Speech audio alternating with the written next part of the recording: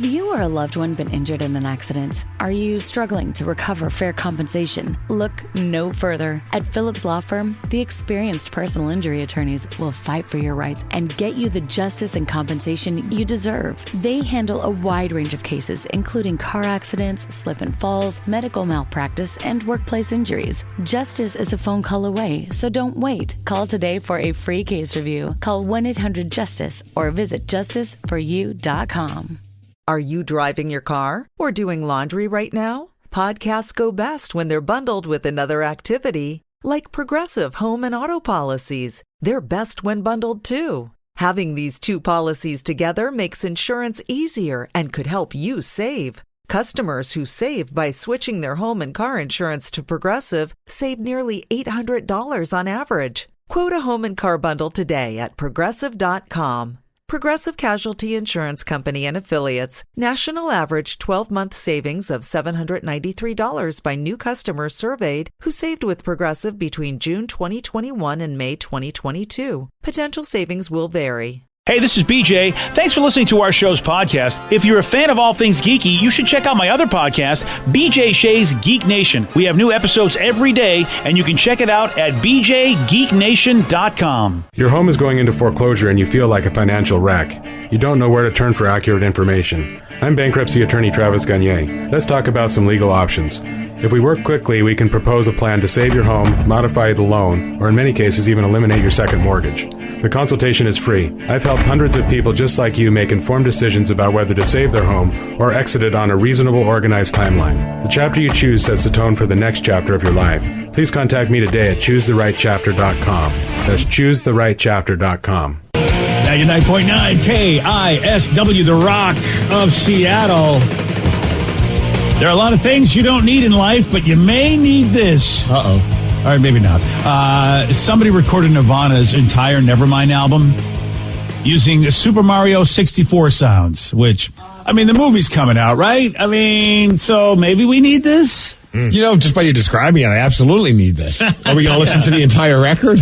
No, we're not going to. Son of a... no, sorry, buddy. But here's a little bit of Smells Like Teen Spirit.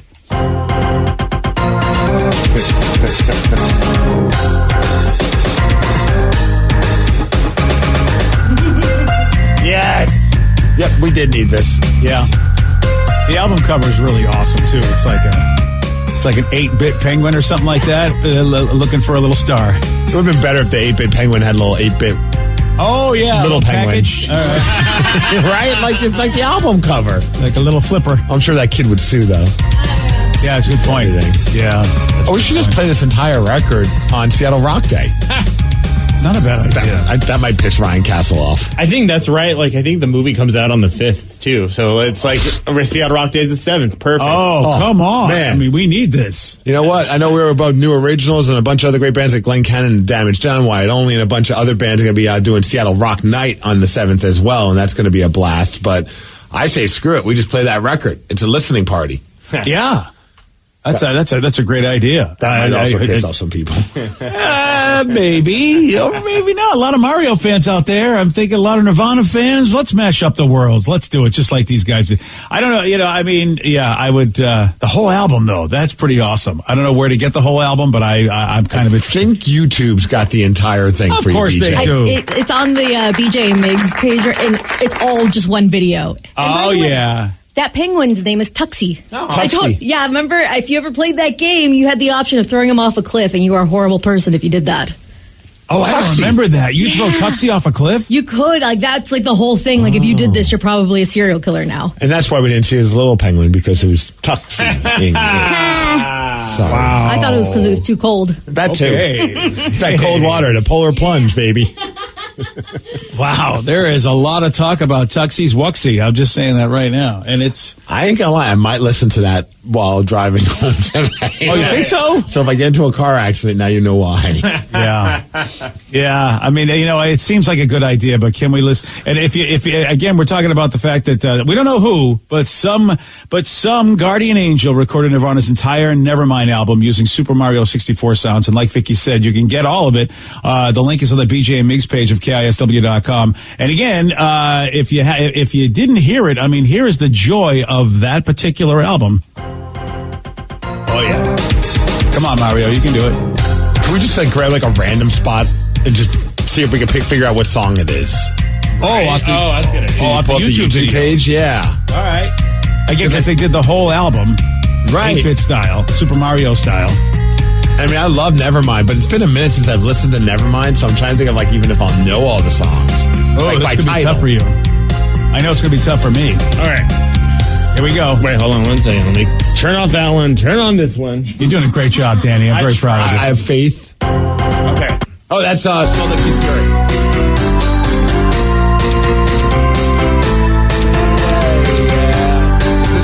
This is the Kraken goal scoring song. I like it. All right. What the hell song is it, though? Is it Lithium? Yeah, Lithium. Yeah. I am terrible with song titles. Let's try another part. Ready? I just if they don't sing the song title over and over, I won't know the song title to a song. Here we go.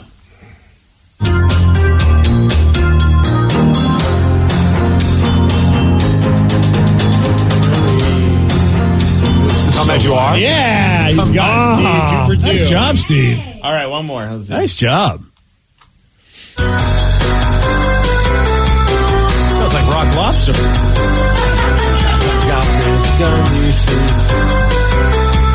Oh, man, what the hell song? Is it Strain You? No. I'm still going with Rock Lobster. No.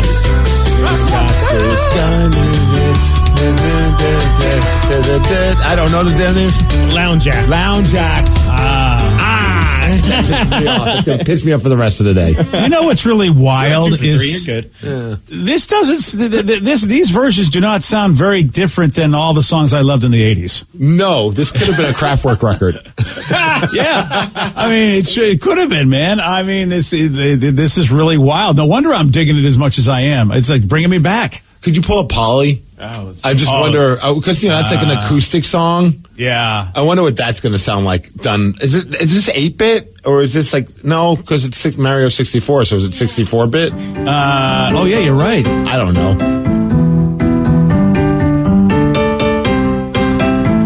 The amazing part is somebody sat around their apartment or house and worked on this for however long that they worked on it. Yep. And then eventually told somebody in their life, I finally finished it, and made them listen to this. Well, I hope they get a lot of YouTube views because like you said, there's a lot of time put into it. And apparently, Mario 64 only ran on 32 bits. What? Then what the hell? Why is it called Mario 64? Because it was for N64 games? Yeah. I don't. Thank you for making it very obvious that I should know these things. There you go. What else do you need to know? Vicky and I have your answers. How many views does this thing have? I don't know if I'm ever going to look, but if that is only 32-bit, then what the hell are they using the 64 for? Why did we only get, why didn't we get the other half? Yeah, they're kind of half-assing it. 924,000. Oh, I'd expect more. Yeah, it's been up for a whole month. Well, the person Something Is Real, apparently, looking at his YouTube page, he did do all the songs individually as well. So they probably all spread out. Oh, there you go. So it's probably over 1 million at this point. And someone wanted to hear Something in the Way. That's also kind of a haunting. Yeah. I think that was using the Batman soundtrack, right? Yes. Yep. Yes. Let me see if I can find it. Yeah. I got you. It's towards the end. Here we go. No. Oh, we don't have it. Bang, There bang, it is. Bang, bang. Oh, Vicky just said she's got us, but she wasn't going to get it.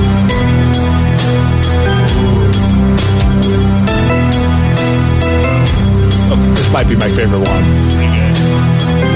That sounds like you're in Super Mario. It's like one of those dark levels. Yeah, I was thinking the night's over. You've done way too many hallucinogenics. You're going to put on some headphones and fall asleep. That too. Just goes to show you that they really improved the music on the 64 as opposed to the 8-bit. I kind of want to hear now Nirvana's Nevermind. Oh, they should do Bleach 8-bit since it's the earlier record. There you go. Yeah, good point. Yeah. All right, we'll get that guy on it because what else is he doing? Apparently, not did much. Foo Fighters Color in the Shape. He did that record. What? 60 or 32-bit style. I don't know if that's even what it's called, but yeah. So he's got some time on his hands. Yeah, he does. Hopefully, he's getting paid by somebody. Well, I think he's hoping to get paid by YouTube. Yeah. All right. Well, you know what? Good luck to you, sir. Well, you know what? Sometimes art, you don't care about getting paid. That is a good point. It's a passion project, PJ. And that's art right there, my friends. The guy from Kraftwerk, he had nothing better to do. So Yeah. he's covering Nirvana songs. That's what he's doing. Hey, an Amazon delivery driver did not let a police standoff get in the way of them delivering the package. Steve's going to tell you all about it. He's got the Migs report for you at 6:17 on The Rock. BJ and Migs, mornings on The Rock, 99.9 KISW.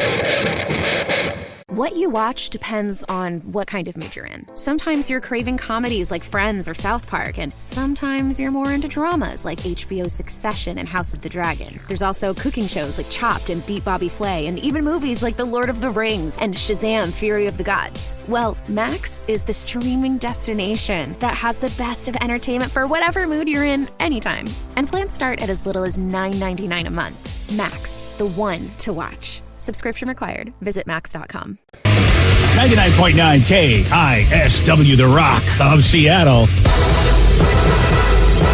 If you're hearing an informative newscast right now, well, then you must not be listening to BJ and Migs. Live from the KISW News Center in downtown Seattle, this is the Migs Report. Well, thanks, you guys, and thanks to Palace Law for giving us the Migs Report. And today, I didn't even think about it, and I don't have the time to do it because it is very time-consuming. I think Vicky would agree, making tamales. But today's National Tamale Day. Oh, boy, you guys had an opportunity, right? I guess we could do a tamale. Yeah. One tamale. Sorry. That was bad. That was very bad. Yeah, I'm not making any tamales today, tomorrow, anytime in the very near future. It's too much of a time-consuming process. You had you had all this time to prepare for this day. Yeah.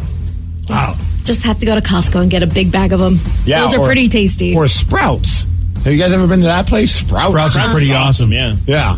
You got one down by you now? No. There's one in Everett, so I went to that one. Oh, yeah, I know. It's so frustrating because they're all over California, and they're awesome. That's, I told my wife, because they have like this new, it's called Meaty, and they have like a carne asada, plant-based, that apparently people are raving about. So I'm like, I want to try this, and I'm like, the only place they sell them is at a Sprouts. I'm like, do we even have Sprouts in Washington? Apparently we do. Yeah, they just started, but Everett's a little bit of ways for me to travel, unfortunately. There's Northgate. There's a couple. There's nowhere like near me, though. They got one at Northgate, huh? Yeah. Thankfully, though, I was, going to Everett for wrestling training, so I was able to like swing. It was like right by where I trained, so I was like, oh, this is awesome.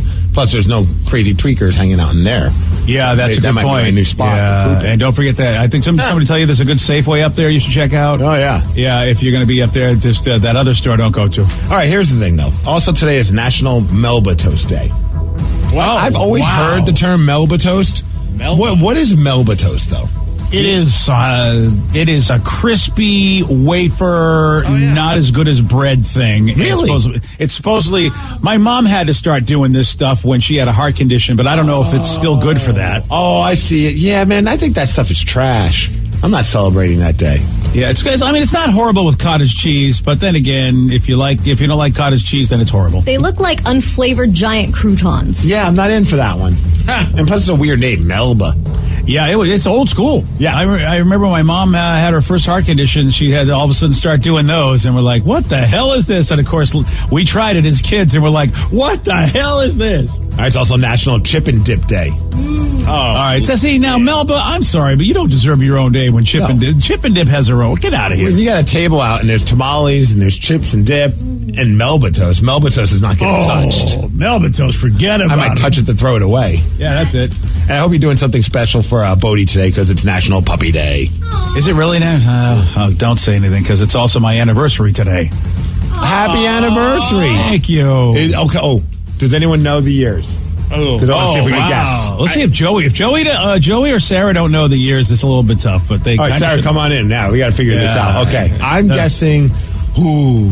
I'm going 37. That's okay. Okay. All right. By the way, you guys were all at their wedding, and I did say it. So you were all drunk and forgot. DJ, you really? I don't remember a lot from the wedding. That's actually fair. I'm not surprised. I did. Yeah. In my speech, the father of the bride speech, which speech? I recorded it. Yeah. Oh, that's nice. That's about all I got. All right. I'm gonna go with the Kraken 32. 32. Okay, I got 37. You got 32.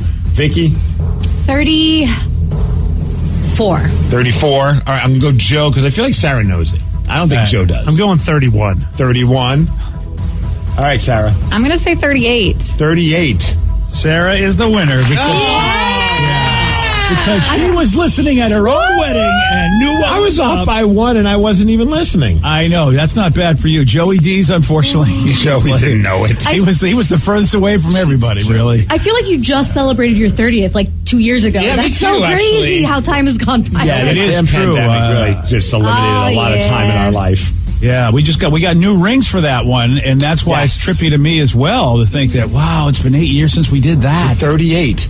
Yeah. So you're 2 years away from the big 4-0. Yeah, I don't even. Is it Ruby? I forget what it is. Yes, it is. Ruby. Oh, all right. So you got to listen to Rancid's Ruby Soho Yes. for the entire day. All day. Oh wow, that was a lot cheaper than what I thought I had to do for the Ruby anniversary. Okay. It's a very it's a fun song, but it's only a couple minutes long. You're going to be listening to it a lot. Yeah. All right then. Well, happy anniversary. Well, thank you very much. And Bodie's going to be like, hey, also don't forget me, Puppy Day. Great. And congratulations to Sarah for knowing her dad's anniversary. Yeah. Thank Hey, you. also, congratulations for the bride. I mean, we got to give her that too. That is very true. And look at her. She looks different. I'm a wife. Yeah, one of her hands is weighed down a little bit more than it was. I Yeah. know. It's so heavy. These yeah. diamonds. See, I thought you said you're alive. Barely, y'all. Barely. I think we all need T-shirts that say that. We survived. We survived Sarah's wedding.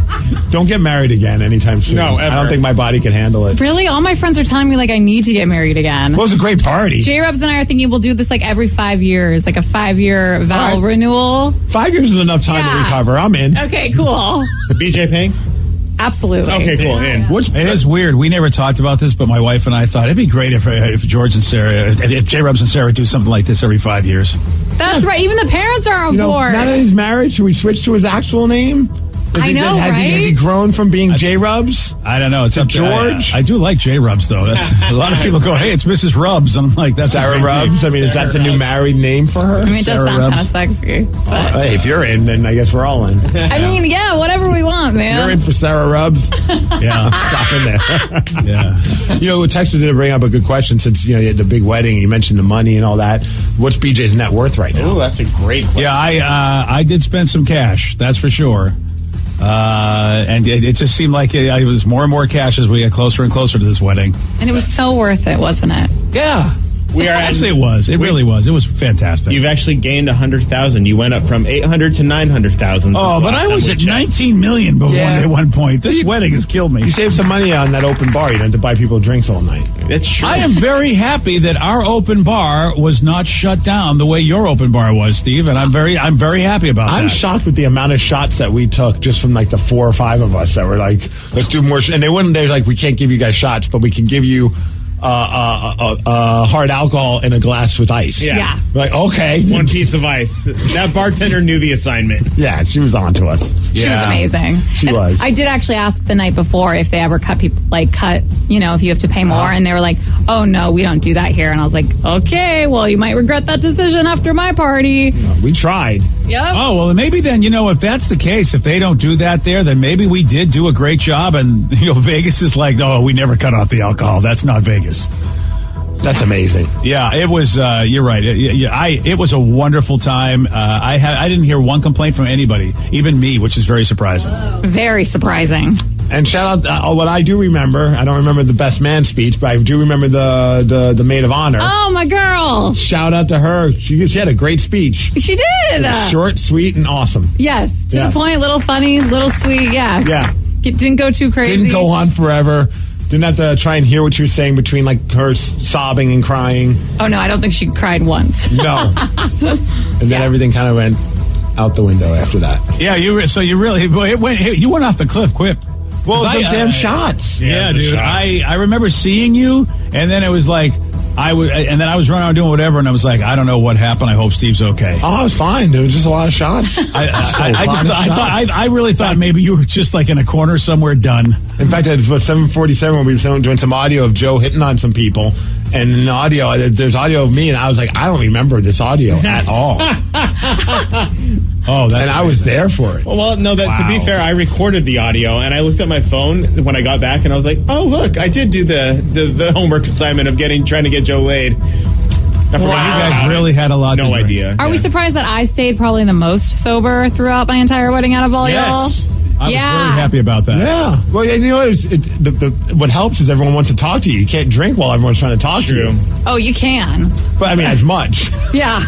We're all quiet in the corner, just chugging That's shots true. of vodka. You guys are just chilling right next to the bar. You guys missed the real party, which we'll have to talk about later, and that was the ride on the party bus. I don't know why my wife and I were on this party bus. I wish we had alternate transportation. I mean, because we weren't going to the after party. Somehow they were like, no problem. We'll put you on the party bus with the people that are, and you'll go to we'll drop you off. And that was the most uncomfortable, longest ride of my life. That's all I'm going to say. We were on a different party bus, thankfully, because I heard that your party bus needed to take a break to clean it. That's about all I remember. Yes. I do remember hearing about that.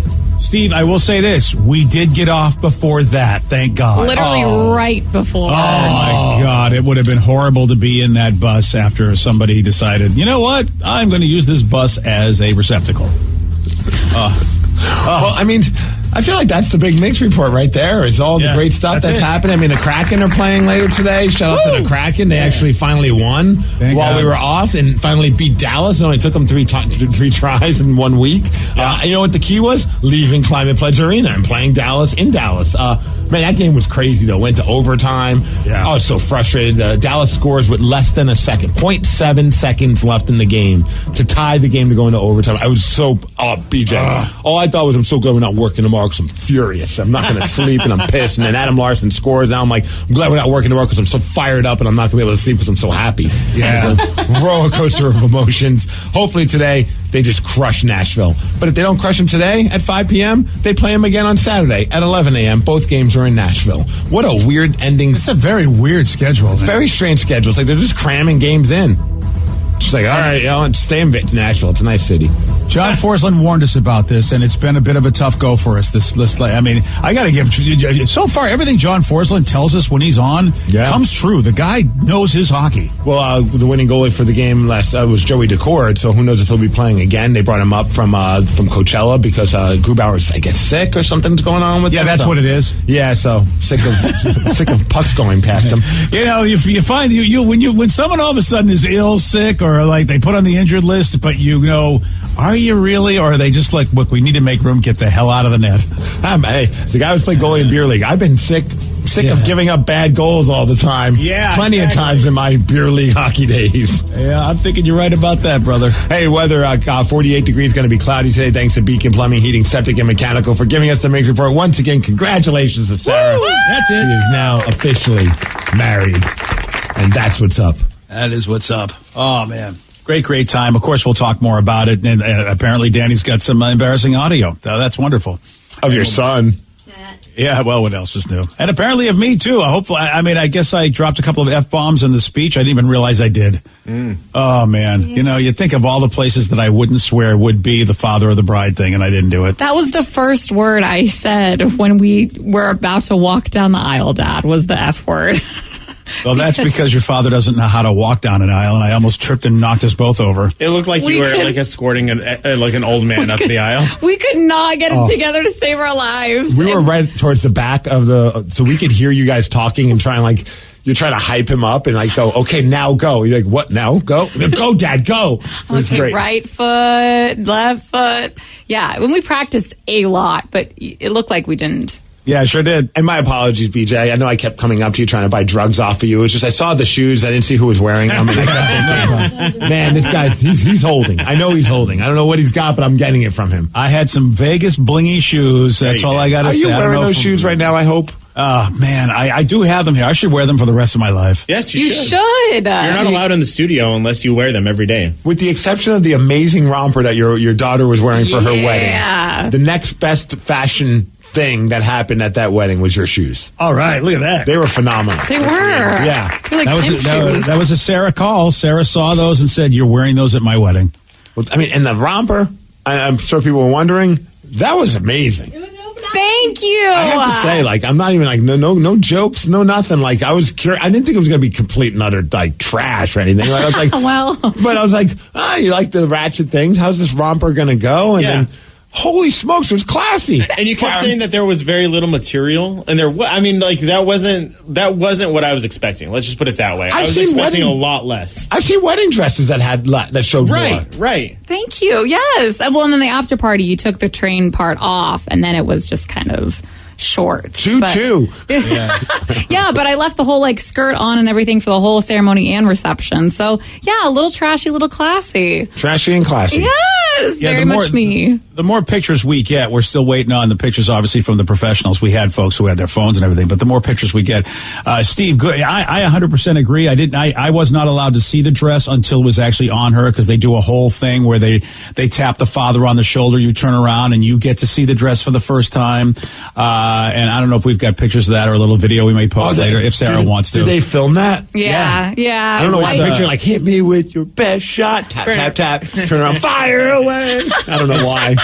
And Steve, like you said, I didn't know what to expect from this, but the way they did her hair, the way they designed this romper, including with the long sleeves, and of course the super elegant train that was just blingy in Vegas, it was a combination of glamour, glitz, and almost enchantment from like a fantasy movie. The way she looked, and I especially her hair. I was like, I've seen this in Lord of the Rings. This hair. I mean, it was just. She just looked so amazing, and it blew me away because, like you, Steve, I thought, all right, here comes the ratchet outfit. Right. I got to turn around and take a look at. I got to try and say something nice. And she was like a fairy. She was like a fairy princess, and I was just like, oh my god! And I was just speechless, and I didn't know what to say. It was like, oh my! And then of course, they go, oh, my little girl's all grown up. That kind of moment. And, I bet. Did he cry? Oh, I think so. Did you cry then? I had moments, but I did a really good job of keeping it together, considering. But I think the first thing I said was, Danny was bawling. It's the not whole that time. trashy. Yeah. Oh, were you bawling? I was. I had to move 2 seats over. I was like, you're embarrassing. Joey was crying a lot, but that's only because his bracket got busted badly. Yeah, well, Joe was crying the whole since Wednesday night. So I was about to call Gamblers Anonymous on Joe. I was getting nervous on him. Steve, every few seconds, he's like, I'm like, what are you doing? He goes, I'm just checking to see if I finally won something. And I'm like, what did you bet on? He's like, every sport known to man. You also were not standing next to him when he was making the bets, and I was like, Joe, are you sure? And he's like, yeah. And I was like, okay. It didn't work out well. No, it didn't. Yeah, we should find out how much money he lost. I'm curious. You don't want to know. Because I don't think you won once. I was going to say probably more than the wedding cost it, honestly.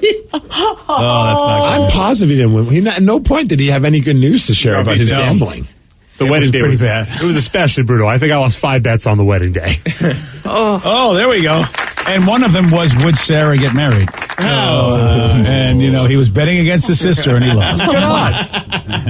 Wow. Oh, yeah.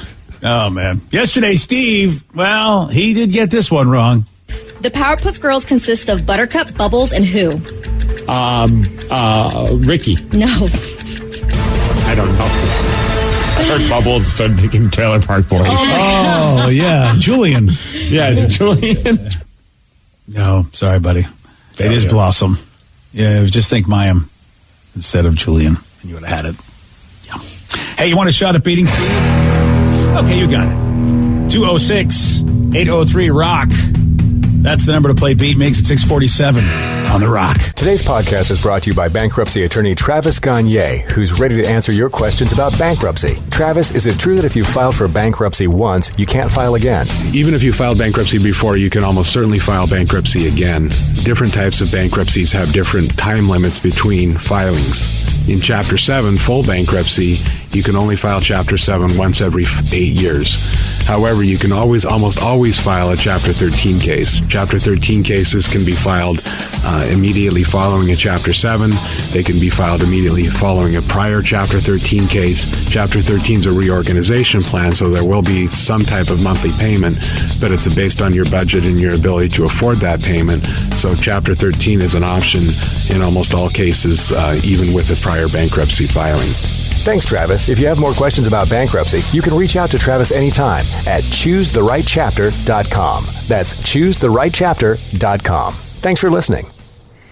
You diet, you work out, and still there's that one stubborn spot. Hey, it's Jason. I just went after my stubborn fat by doing cool sculpting at Tureen Dermatology, Minnesota's top cool sculpting provider. Dr. Tureen is my dermatologist. We froze my fat, and those fat cells are gone for good. FDA approved, no pain, no downtime. Ranked top doctor 8 years in a row. Trust the experts at Tureen Dermatology. Call today, 651-633-6883, and say goodbye to stubborn fat. that. T-Mobile's network can help keep you connected to all your favorite podcasts when you're out and about. Whether you're an early bird looking to dive into a daily news podcast or a night owl who wants to catch up on the latest reality TV drama, T-Mobile will keep you connected on their strong and reliable network. T-Mobile covers more highway miles with 5G than anyone. So if you need great coverage, especially when you're on the go, check out T-Mobile. Find out more at T-Mobile.com/CY. That's SEEWHY.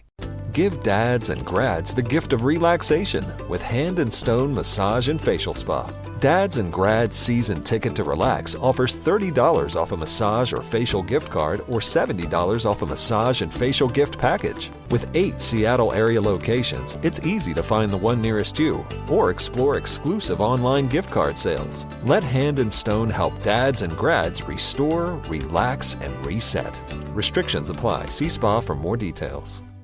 You are getting sleepy. Your CPAP mask is clamped tightly to your face. You will not toss and turn through the whooshing. You will not throw the mask. It's not working, Harold. People who struggle with CPAP have partners who struggle too. Luckily, now there's Inspire. No mask, no hose, just sleep. When I snap my fingers, you will remember to visit InspireSleep.com. Inspire is not for everyone. Talk to your doctor to see if it's right for you and review important safety information at InspireSleep.com. Have you been in an accident that wasn't your fault? Feeling overwhelmed and unsure what to do next? Look no further. The personal injury attorneys at Phillips Law Firm are here to help. Phillips Law Firm understands that accidents can turn your life upside down. That's why they're dedicated to fighting for the compensation you deserve and to making the process as stress-free as possible. Don't wait any longer. Call now, 1-800-JUSTICE, or visit justiceforyou.com.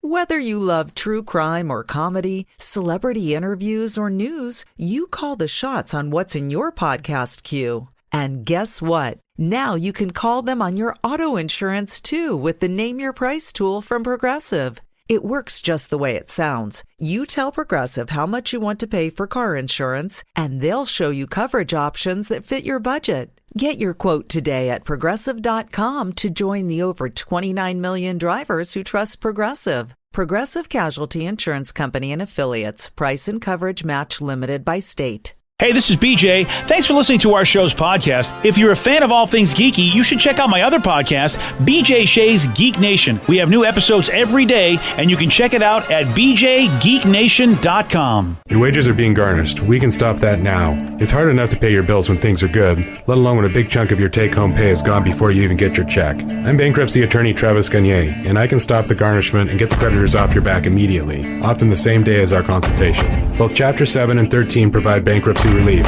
but choosing the right chapter is crucial. In a free consultation, we can create a plan to get your finances back under your control. The chapter you choose sets the tone for the next chapter of your life. Please contact me today at choosetherightchapter.com. That's choosetherightchapter.com. 99.9 KISW, the Rock of Seattle.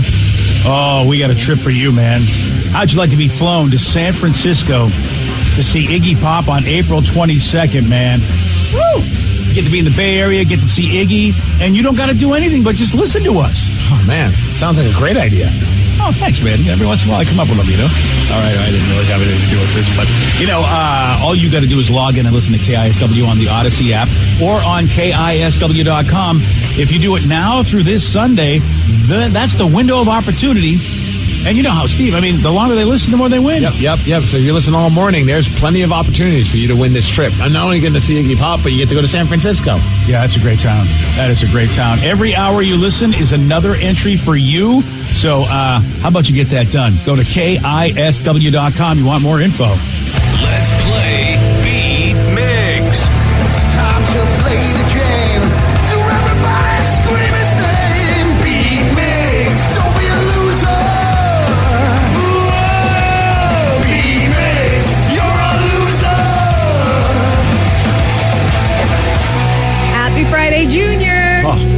It took me a minute to realize what day it was. I have no concept of time. This week has just been so slow, man. Well, ever since, a lot of drinking happened at a certain wedding, I am not fully here yet still. Yes. So, yeah. I needed those 3 days to recover.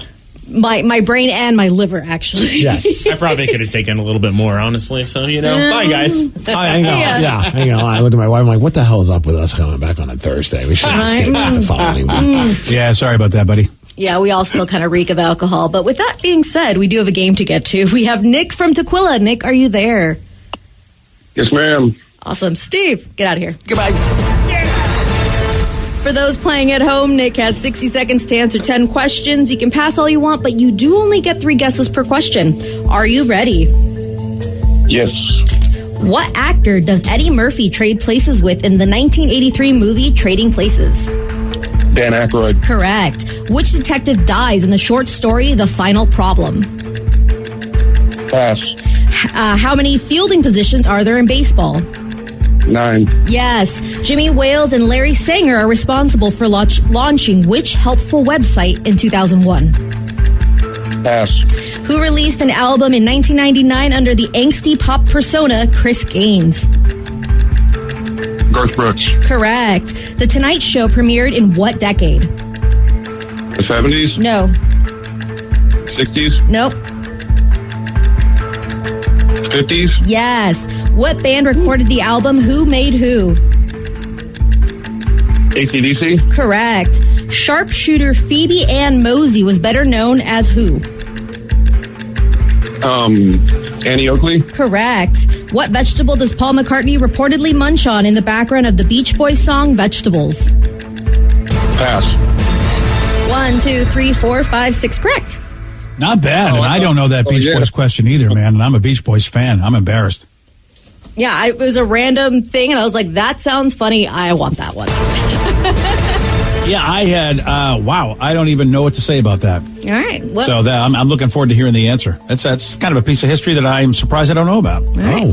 Steve, are you ready? Oh, yes! Do it! What actor does Eddie Murphy trade places with in the 1983... Up there. Where are my legs? Oh, my God. I have no legs. Which detective dies in the short story The Final Problem? Which detective? I'm going to go with Detective Sherlock Holmes. Correct. What? Yeah. How many fielding positions are there in baseball? There are 9. Yes. Jimmy Wales and Larry Sanger are responsible for launching which helpful website in 2001? Google. Nope. Bing. Nope. Ask Jeeves. No. Who released an album in Angie's List? No. Oh. Who released an album in 1999 under the angsty pop persona Chris Gaines? Oh, that would be what's his name? Garth Brooks. Correct. Yeah, the soul patch. Yeah, he did. Yeah, he did. The Tonight Show premiered in what decade? 50s. Correct. What band recorded the album Who Made Who? The Who. No. Who made who? Oh, crap. Yardbirds? No. Pass. Oh, boy. Sharpshooter Phoebe Ann Mosey was better known as who? Sharpshooter Phoebe Ann Mosey was known as Jesse James. No. Oh, you're on the right track, though, at least. Yep. Oh, You're in the really? right yeah. And unfortunately, the band is, you're wearing a clue for the band. I'm wearing a Black Sabbath. That's not a Sabbath-looking... Wait, what? That's not a takeoff on Sabbath that your shirt is on. AC/DC. There we go. Yes. That's it. Had you gone that one correct, it would have been a tie. Unfortunately, it is a loss. Oh. Wow. Man. I don't know what to say, but... Oh. Thank you, Nick. Good job, buddy. Hey, can I give a shout out to all my union ironworking brothers and sisters out there through Local 86? Local 86. Yeah, do it, buddy. Nice. All right, and... Be safe out there today, guys. Thanks. Yep, you be safe. All right, thanks, Nick. Appreciate you listening, and thanks to all your brothers, too, man. Brothers and sisters out there listening in the union. AC/DC, that one's going to bug me. Yeah, sorry, man. Mm-hmm. Yeah, I mean, the Who's a good guess. That would have been my first guess. Yeah, I keep forgetting that. It's an AC/DC. Yep. And when you said the hint to my shirt, I was like, I got a black shirt on, Black Sabbath. I didn't even think that I'm wearing a shirt that's a parody of AC/DC's logo.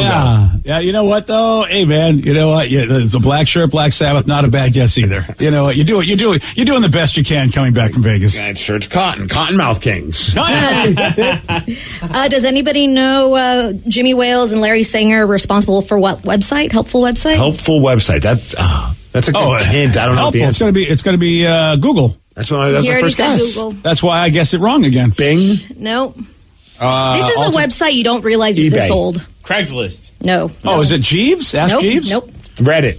Nope. Oh, it's a helpful website. Website. Wow. Okay. I can't. What do you call me? Backdoor app. Oh, Wikipedia. Mhm. They founded Wikipedia. Good. In 2001. Yeah. I wonder how much money they made from that.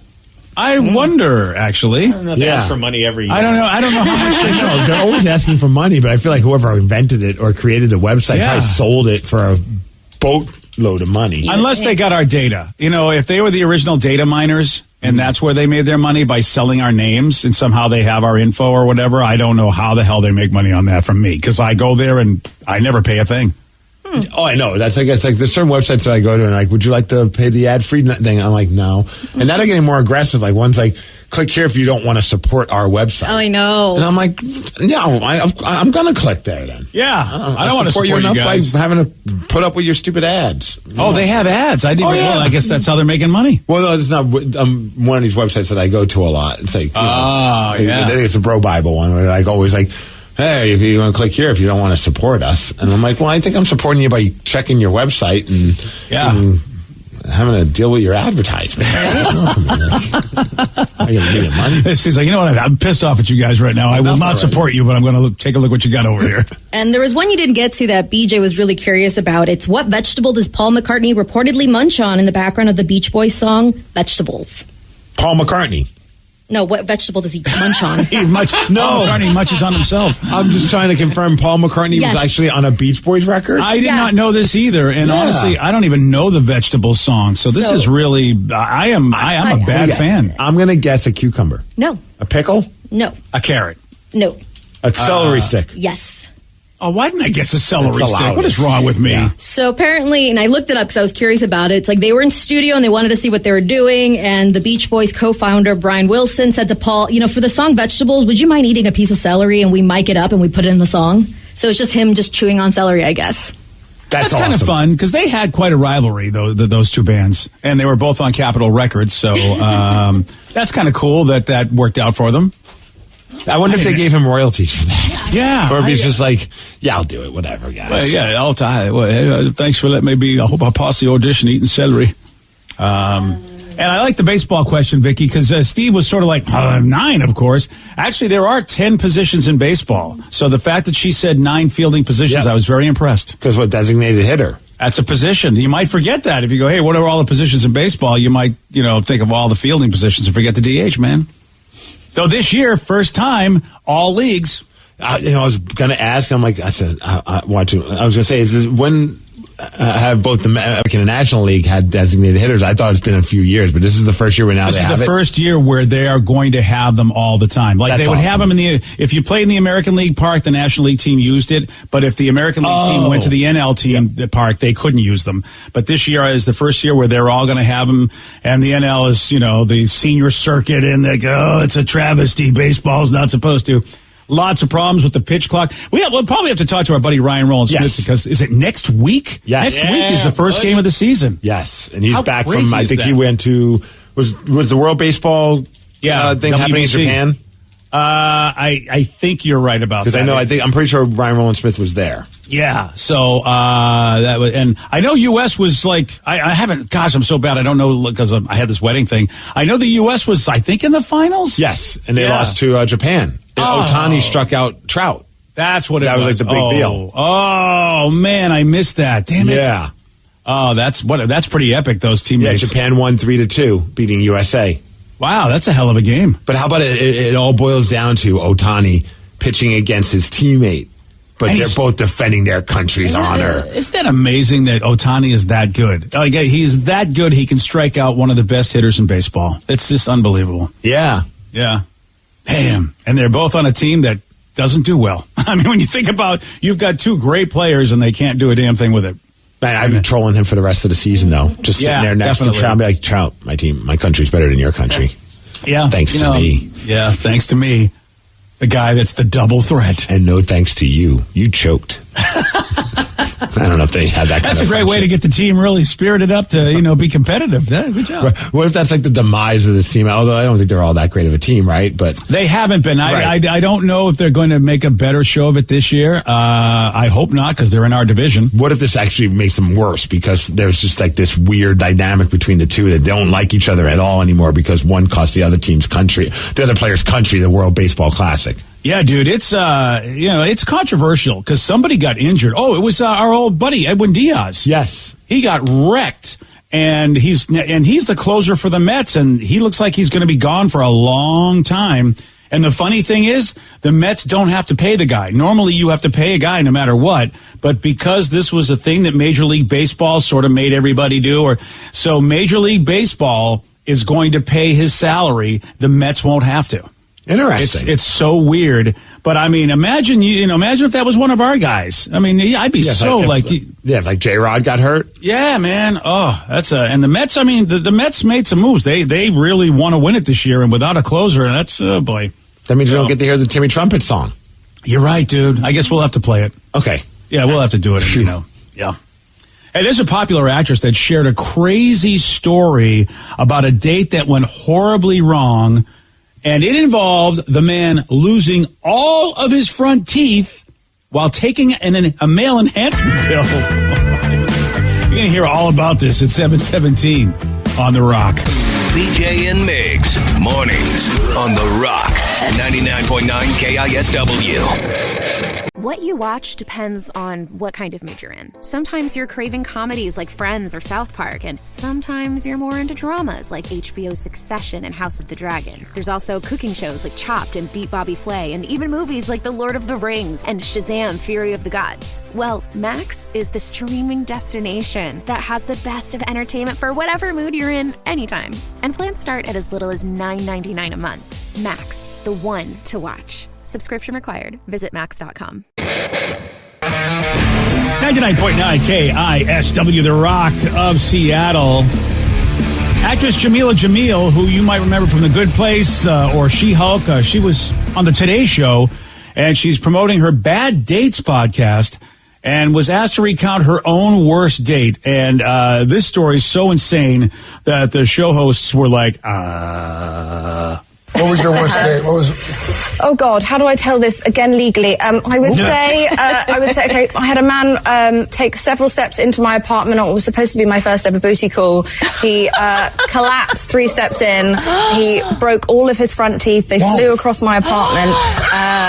He split his chin open and collapsed. And it's because he had misused a drug that excites a man's sausage. Oh my! It's the only way I could say that.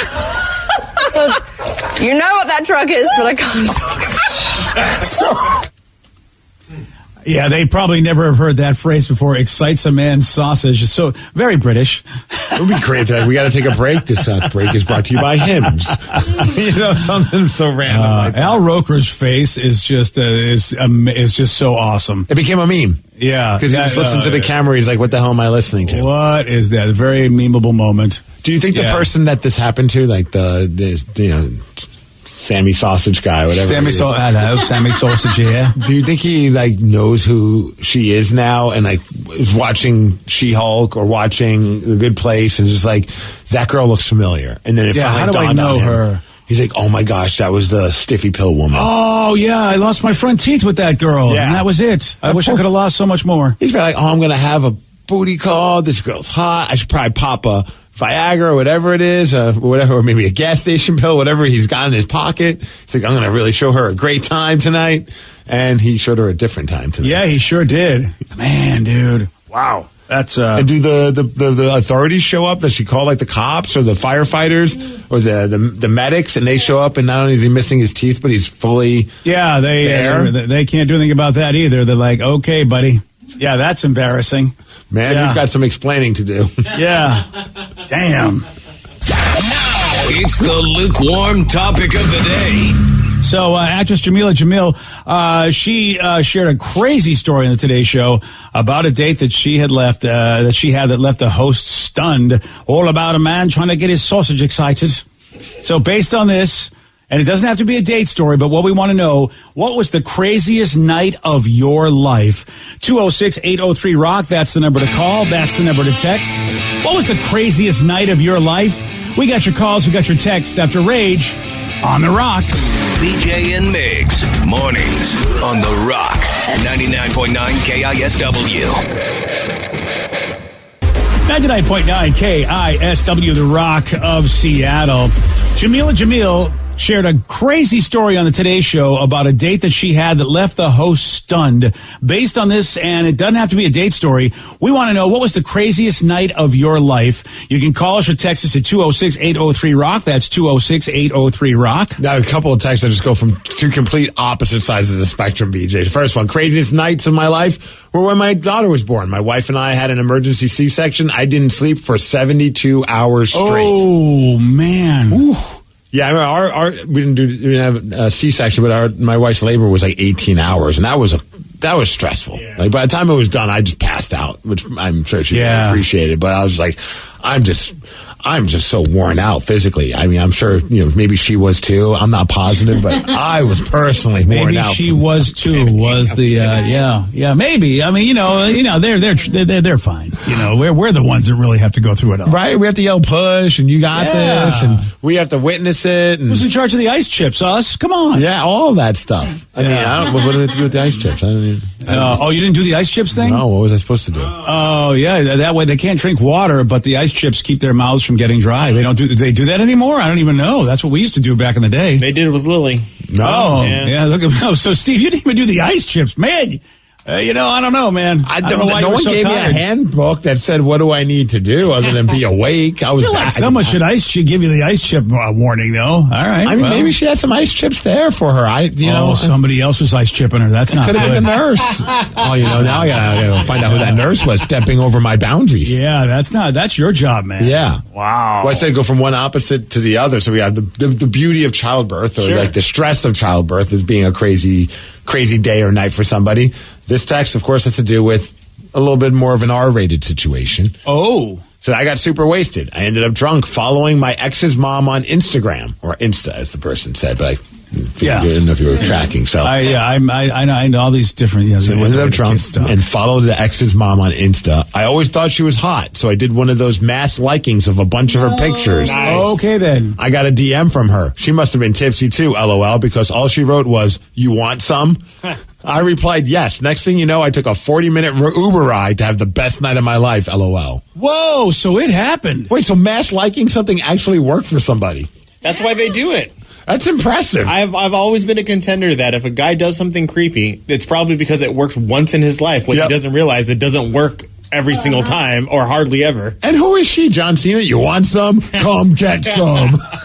Yeah. I don't know why I'm hearing John Cena's voice in this. I feel like the older a woman gets, the less creepy any attention is. Yeah. I don't think that works for the 20-something. I don't know. If it's like a studly man, Vicky, that you're into, and all of a sudden you see like he's like 20 of your pictures in the last like 30 seconds. That is the rule. If you are a good-looking guy, creepy things are no longer creepy. That's the thing. There you go. There's always something good looking, or if you're older and you know what, you're not getting you don't have access to as much fish in the sea as you used to. You got to take what you can get, man. Because there have been times where I get like a mass likings from somebody, and sometimes it's like these spam bots or these porn bots. I'm like, whatever they are. Even sometimes it's just like a random person. I'm like, what are you like? I get it. You like the pictures. You don't have to like every single one. I'm sorry. I was just hoping to get some. I had no idea that it would have this reaction. The times I've noticed, like, it doesn't, I shouldn't say bugs me, but I notice it's more of a psychological warfare thing. When an ex or a guy I used to hang out with will start doing it, it's kind of their way of, hey, remember me? It's a poke. Hey, poke. Yeah. It's a different version of a poke. Exactly. It's a very passive-aggressive way of saying, I want to have sex with you again. Yes, it's like, hey, remember me? Yep. I'm right here. Yep. What are you doing? Come on, you have to have noticed these 17 likes I just put on your page. And then, of course, you have to post a really immaculate selfie. Like, all done up. Oh, is that what so if you ever see me post a really nice selfie, it's to get back at somebody. Yeah. Oh, that's how you do it. Okay. Can you put the caption, you want some, question mark? Yeah, you really should. It's very aggressive. You want some? I like that woman. She's just like, I got no time to go back and forth with DMs with you. Oh, yeah. Like, we're not flirting. It's clear you're into me. I'm horny. You want some? Come get some. Man, but your kid's ex, I don't know, man. Isn't that a line? Well, I mean, I guess I feel like every topic we've ever done eventually leads to somebody having sex with the ex's relative. Usually the mom. It makes me believe it happens a lot. It's just nobody says anything. I wonder if we did a real confession, how many listeners or how many parents have had sex with their kids' friends? Huh. I mean, Oh my really. gosh. I mean, I mean, it's just, it's just crazy because I think no way should this happen. But then we get these stories, and they don't tell anybody, so that because there'll be drama. I know. Sarah has told me. Sarah said, "Look, I know you're still married, but if you ever are single and you have sex with one of my friends, I will disown you." Sarah's already nipped that in the bud. Oh. She's already nipped it in the bud. That's unfortunate for you, BJ. I know. I mean, but I mean, it's like at least I know where I stand. Ooh, I got you. You find somebody Sarah hates. There you go. She didn't say that. That's a good point. Well, then she's going to be mad that her dad's with somebody that she hates. Well, that's a tough one. That's going to make things awkward when they all live together. She should have clarified. I know. I mean, it's already awkward. How many, really, I got a lot of people to put in that house. The one thing I do barely remember from the wedding of all the speeches was it did get brought up a couple times, I believe, her still living at home with dad. Yeah, that was a classic. That was pretty funny. I think everybody brought it up. Yeah. I don't know. Did the officiant bring it up when they walked down the aisle and go, listen, this is your opportunity to say I do and get the hell out of your dad's house? That's No, I think it was in the vows, though. Yeah. I swear that I'll get us out of dad's house. Yeah, they were. Within the next 5 to 10 years. Oh, man. So what we're looking for is the craziest night of your life. 206-803-ROCK. That's the number to call. That is the number to text. So it's the craziest night. I started at the St. Patrick's Day rave. I was on Cloud 9. I took some blue Pokeballs or Pokeballs. I'm not sure if that's like a term for like I have MDMA no idea what that or means. something like that because it was a rave. But the next thing I know, I was dancing with a furry and I asked if they wanted to be F-buddies. They asked me. I declined, but I wish I would have. That way I could have told the story. And then I ended up getting rave married to 3 people and apparently went back to their place with 2 chicks. A dude was involved with this as well. Wow, that seems like a pretty crazy night. Like this past St. Patrick's Day? Or is this like St. Patrick's Day of like 3 years ago? Because wow. I know. If it was just this past one, man, I don't know how you ever do another St. Patrick's Day. I think it's canceled for you. I never heard of the phrase rave married. Is that euphemistic for we just had sex? Maybe for the night. I don't know. Because I've heard of rave moms or rave dads. Like they're the ones that introduce you to the rave culture and you do the ceremony of like, you put a special bracelet on them, a specific bracelet. So I went to a lot of raves. I'm glad I really didn't get sucked into the rave culture, like with those kind of things, like the with plur or whatever. Oh, I mean, I was all down for fun, but like, I didn't hang out with no rave daddies or rave mommies or rave uncles. I don't want to be put in the rave parent zone. That's not cool. I want to get rave married. Well, if you're a rave parent, I got to imagine you're probably an older compared to like someone in their 20s. Yeah, like maybe someone in their 30s or 40s that's like going to rave still. Yeah, according to Urban Dictionary, rave married just means that it's a girl that you choose to have a wife for the duration of the rave. Oh, okay. So you just bond with someone, you just stick with them. Yeah, I've been guilty of that. Yeah. That's interesting, man. I feel like you should get the whole meal deal with the marriage. No consummation on that. What? I'm not surprised by that either. Yeah. But they went back to the apartment, though. So, like, what are you going to... Like, you're rave living together? You cuddle like crazy people. You cuddle. It's a cuddle puddle. Oh, that's not for... No, I'm out. Well, yeah, that's why maybe the blue Pokeballs, as this person called it, aren't the type of things that you need to take because there's really not much else going on. Yeah, I mean, I want something blue. A blue pill I'll take, if that's... But and it's not a Pokeball, it's a Pokeball, like from Pokemon, but it is MDMA. Oh, I've never... Oh, all right. Well, there you go. I know what that is. Look at us. We're learning. Yeah. Are we? I mean, I don't know where we're going to apply this knowledge, but we've learned something. The next St. Patrick's Day rave we go to. Yes. I just, as a young person, I never went to any sort of party scene with not the hopes of maybe hooking up with somebody. That's what's so bizarre to me, that you would go to a rave as a young person and be okay with being like rave married, but not like rave consummated. Like younger me would never ever want to go to any like big party event without at least having a shot. Honestly, like in those days when I was like going to a few of those from time to time, a lot. The goal was just to have a good makeout session, and that's about as far as I knew. Really? There wasn't much more happening. Just physically Because of the drugs and Yes. everything, and the alcohol. Oh, really? The drugs keep you from performing? Yeah. I was going to say maybe at that point, like you don't. Oh, I didn't know that. Not so much as keeping. I don't want to get too like graphic, but Sure. not. Let's just say like you hit the gym and you never leave the gym. Oh, there's nothing that you can. Oh. You can No matter hit what you every do, you can't single finish the machine, workout. and you're still. This workout is going on until you go to bed. Oh, wow. Yeah. So eventually, just I don't know if it I want stops being that. fun. Yeah, that's a fact. So once you have that in your mindset, you're like, well, why even bother? I don't want to do it. Oh, yeah, that's horrible. Yeah. Damn. I mean, I'm sorry. I don't want to be at the gym longer than I have to. well, then that's why you don't go to the gym then. Yeah, you just choose not to go. You go to the makeout gym. That's there's a makeout. All right. Yeah. It's like the sauna. I don't know. Last week, my daughter Sarah got married in Vegas. But there was an even more important question. Did my son, Joe, get lucky while in Vegas? We're going to find out as we have audio for you to hear at 7:47 on The Rock. Today's podcast was brought to you by Travis Gagne, bankruptcy attorney. He's here right now and has agreed to answer more of your questions about bankruptcy. Travis, if you're upside down in your mortgage, should you continue to make the payment? Continuing to pay your mortgage or not is a complex decision because you're going to have to pay to live somewhere. You're going to have a housing payment. So continuing to make your house payment really depends on several factors. One is whether or not you have a second mortgage. The second one is how affordable your ongoing monthly mortgage payment is. Another issue is whether your mortgage is adjustable and you're facing an increase in your mortgage payments later on when interest rates go up. If you do have a second mortgage in this economy with the housing prices being down, oftentimes we can take off or strip off that second mortgage in a Chapter 13 case so that you'd only have the first mortgage to continue to pay. Thanks, Travis. If you have more questions about bankruptcy, you can reach out to Travis anytime at choosetherightchapter.com. That's choosetherightchapter.com. And thanks for listening.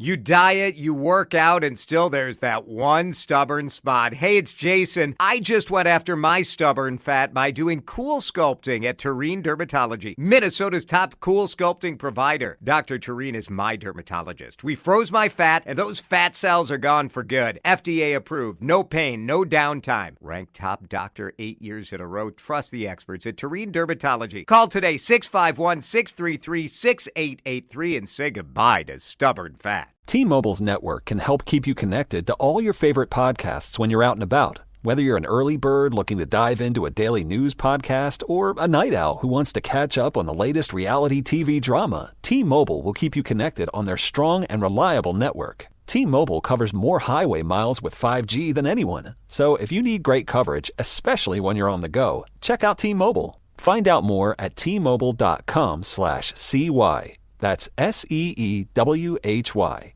Give dads and grads the gift of relaxation with Hand and Stone Massage and Facial Spa. Dads and Grads Season Ticket to Relax offers $30 off a massage or facial gift card or $70 off a massage and facial gift package. With 8 Seattle area locations, it's easy to find the one nearest you or explore exclusive online gift card sales. Let Hand and Stone help dads and grads restore, relax, and reset. Restrictions apply. See spa for more details. You are getting sleepy, very sleepy. Your CPAP mask is clamped tightly to your face. Right, my darling? Yes, dear. You will not toss and turn through the washing. You will not throw the mask. You will not dislodge the hose and blast air all about the bedroom. You will not wake me, your loving husband, who yearns for even a single night of uninterrupted slumber, please. It's not working, Harold. People who struggle with CPAP have partners who struggle too. Luckily, now there's Inspire. Inspire treats the root cause of sleep apnea inside your body. While you sleep, Inspire keeps your airway clear so you can breathe normally and rest comfortably. No mask, no hose, just sleep. When I snap my fingers, you will remember to visit inspiresleep.com to learn more. Inspire, sleep apnea innovation. Inspire is not for everyone. Talk to your doctor to see if it's right for you and review important safety information at inspiresleep.com. Whether you love true crime or comedies, celebrity interviews, news, or even motivational speakers, you call the shots on what's in your podcast queue, right? And guess what? Now you can call the shots on your auto insurance too. Enter the Name Your Price tool from Progressive. The Name Your Price tool puts you in charge of your auto insurance by working just the way it sounds. You tell Progressive how much you want to pay for car insurance, then they'll show you a variety of coverages that fit within your budget, giving you options. Now that's something you'll want to press play on. It's easy to start a quote, and you'll be able to choose the best option for you fast. It's just one of the many ways you can save with Progressive Insurance. Quote today at Progressive.com to try the Name Your Price tool for yourself and join the over 29 million drivers who trust Progressive. Progressive Casualty Insurance Company and Affiliates. Price and coverage match limited by state law. Are you dealing with a personal injury? Don't go it alone. Turn to the experienced team at Phillips Law Firm. Their attorneys have helped thousands of clients get the compensation they deserve. Call Phillips Law Firm now. Call 1-800-JUSTICE or visit justiceforyou.com. Hey, this is BJ. Thanks for listening to our show's podcast. If you're a fan of all things geeky, you should check out my other podcast, BJ Shea's Geek Nation. We have new episodes every day, and you can check it out at bjgeeknation.com. Your driver's license is important so you can get back and forth to work, get your kids to school, and back and forth to daycare. If your license has been suspended because you can't pay your tickets, you can't do any of those things. Let's talk about Chapter 13 bankruptcy. You may have heard the tickets cannot be discharged, but they can be dealt with in a Chapter 13 case. Why not come in for a free consultation? The chapter you choose will make all the difference to your getting back, legally, on the road. Let's design a plan to pay off your tickets and restore your license immediately. I'm attorney Travis Gagne. Please contact me today at ChooseTheRightChapter.com. That's ChooseTheRightChapter.com. 99.9 KISW, the Rock of Seattle. Hard to believe that it was last weekend, but man, last weekend my daughter's wedding happened in Vegas. She's officially married. Yeah, it was a great time. I was dreading the whole thing because I didn't want to screw anything up. We made the successful trip from California to Nevada in the car. I saw the Instagram posted that you showed up with the toaster. Brought the toaster. That was a big thing. Okay, was the toaster used? Oh, yeah. Oh, yeah. It was a big hit, let me tell you. Okay. With who? You? With me, with all my bridesmaids, Really? with my mom. Oh, yeah. So wait, no toaster in the room besides the one that they brought? No, there was no toaster, and there was no microwave. no microwave either. So I wish that I had asked for a microwave as well. An air fryer, a microwave. A Traeger, let's get that going. Yeah, a balcony. I have my own personal sushi chef. You guys had the wrong Planet Hollywood room, apparently. I guess so. Gordon Ramsay was my roommate. He was just cooking me burgers the whole time. Wow. Breakfast, lunch, and dinner. It was amazing. We only had one bed, but we made it work. Yeah. That's a hell of a room, man. You know what? I'll tell you, that price line did you right, Steve. Gordo, man. That's Travelocity that made it happen. Oh, it's Travelocity. It's the Travelocity special when Gordo gets to hang out with you. So here's the thing. We were there for two reasons. The first reason, the main reason, was to get Sarah married. Yes. But the other reason is that, usually what happens when somebody gets married, they turn to the other sibling and go, hey, when's it going to be your turn? But the problem is you got to at least be able to get dates before you can even think about this. So that was the second thing on the agenda in Vegas, was hoping that, Joe could find a lady. And the ultimate wingman, is that what we're calling Danny? Because I'm not sure this is really... I mean, he's there. Yeah, he's there. I've gotten farther than anyone else has, apparently. I'd say he's the icebreaker. He's not the cooler. He's the icebreaker. I am wearing the icebreaker hoodie today. Perfect. He's the icebreaker. Sometimes, though, Joe drowns because the ice has been broken. Well, yeah, Joe had horrible betting. Danny was there at the time. Again, Joey's never had such a horrible Vegas experience when it comes to gambling, because Joe's he does pretty well. He's usually up after every trip, but Danny's the cooler. Look, okay, maybe Joe's not very successful with any of that, but was Joe successful with at least being a good groomsman? Okay. Whoa. Wow. I thought I was in the room with all the groomsmen who were getting ready. He seemed to be okay there. Yeah, I mean, he showed up and he was dressed in the right outfit, so I guess that's really, all I could wish for. What more did you want? I mean, he was sunburned. He had no voice. He was wasted like the entire. He was either wasted or hungover. So he was either like really, really happy or like hating his life. Yeah, or a combo platter. I did hear one of those was your fault, though. Him getting hungover or drunk. Nothing is ever my fault. I'm the bride, okay? The bride, Vicky. What is wrong with you? Yeah, excuse me? Yeah, I heard that, the night before the wedding, the night that you told him not to get drunk, he got drunk on your watch. He got something, that's for sure. Might as well. Yeah, he was like, "Oh, I was taking shots and shots." I'm like, just because alcohol's there doesn't mean you need to consume it, brother. Oh, I thought that was the rule. It's Vegas. I thought that was your rule. Now, here's the thing, man.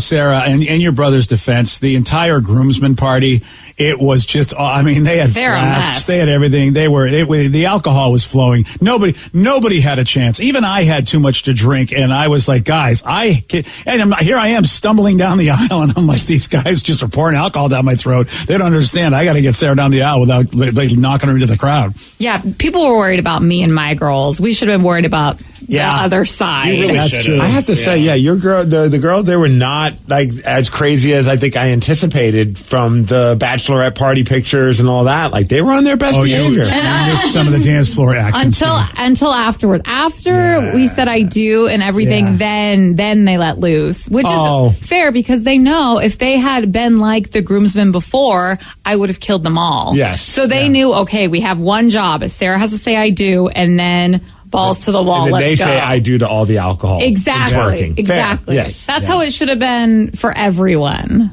But, the big question, though, is that we know that Sarah had a very successful wedding. It was a beautiful, fantastic wedding, and everybody loved it. Mm-hmm. But we got to wonder, did Joe find a lady? And here's Sin Joe. City. In Sin City. So to set this whole thing up, here is Joe and Danny talking.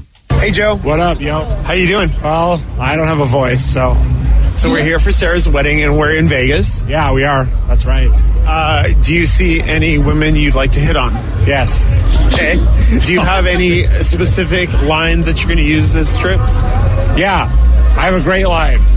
It's, what should I do with all this money and cocaine? All right. That's the Ryan Castle line. Okay. That's the Ryan Castle line. If you use those, I'm going to guarantee that it did not work. Yeah, that is wow. I do not remember this. Oh, really? That's a shock considering your state the entire wedding time. You sound very sober in this song. Really? Sure, he surely does. Sober. Well, there's a woman named Nicole, and that is the first attempt that Joe has with this fine woman named Nicole. Hey, Joe, how you doing? I am so good right now. Wow. So good? So we're here with Nicole, and Nicole is ready for you to hit on her. Are you ready? Ready. Am I ready? I don't know if I'm ready. Yeah. Okay, Nicole. That voice. This is on the spot. I have nothing. Give me one pickup line, Jeff. Okay, do you want the other? You really caught me off guard here, Danny. I know, it's great. Nicole, do you have pet insurance? Yeah, why? You're supposed to say no. Nicole, what should I do with all this money and cocaine? What? I got nothing.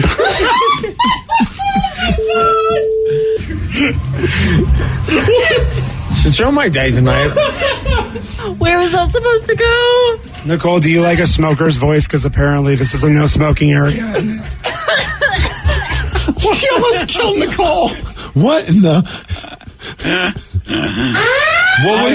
she said, no, I don't have pet insurance. What were you going to say? I can't. It's not FCC friendly. Something about, what, do you want to put a wiener schnitzel somewhere? That's not good. Wow. Oh, boy. That went. Wow. That, whoa. That might have been your best attempt ever. Thank you. Yeah.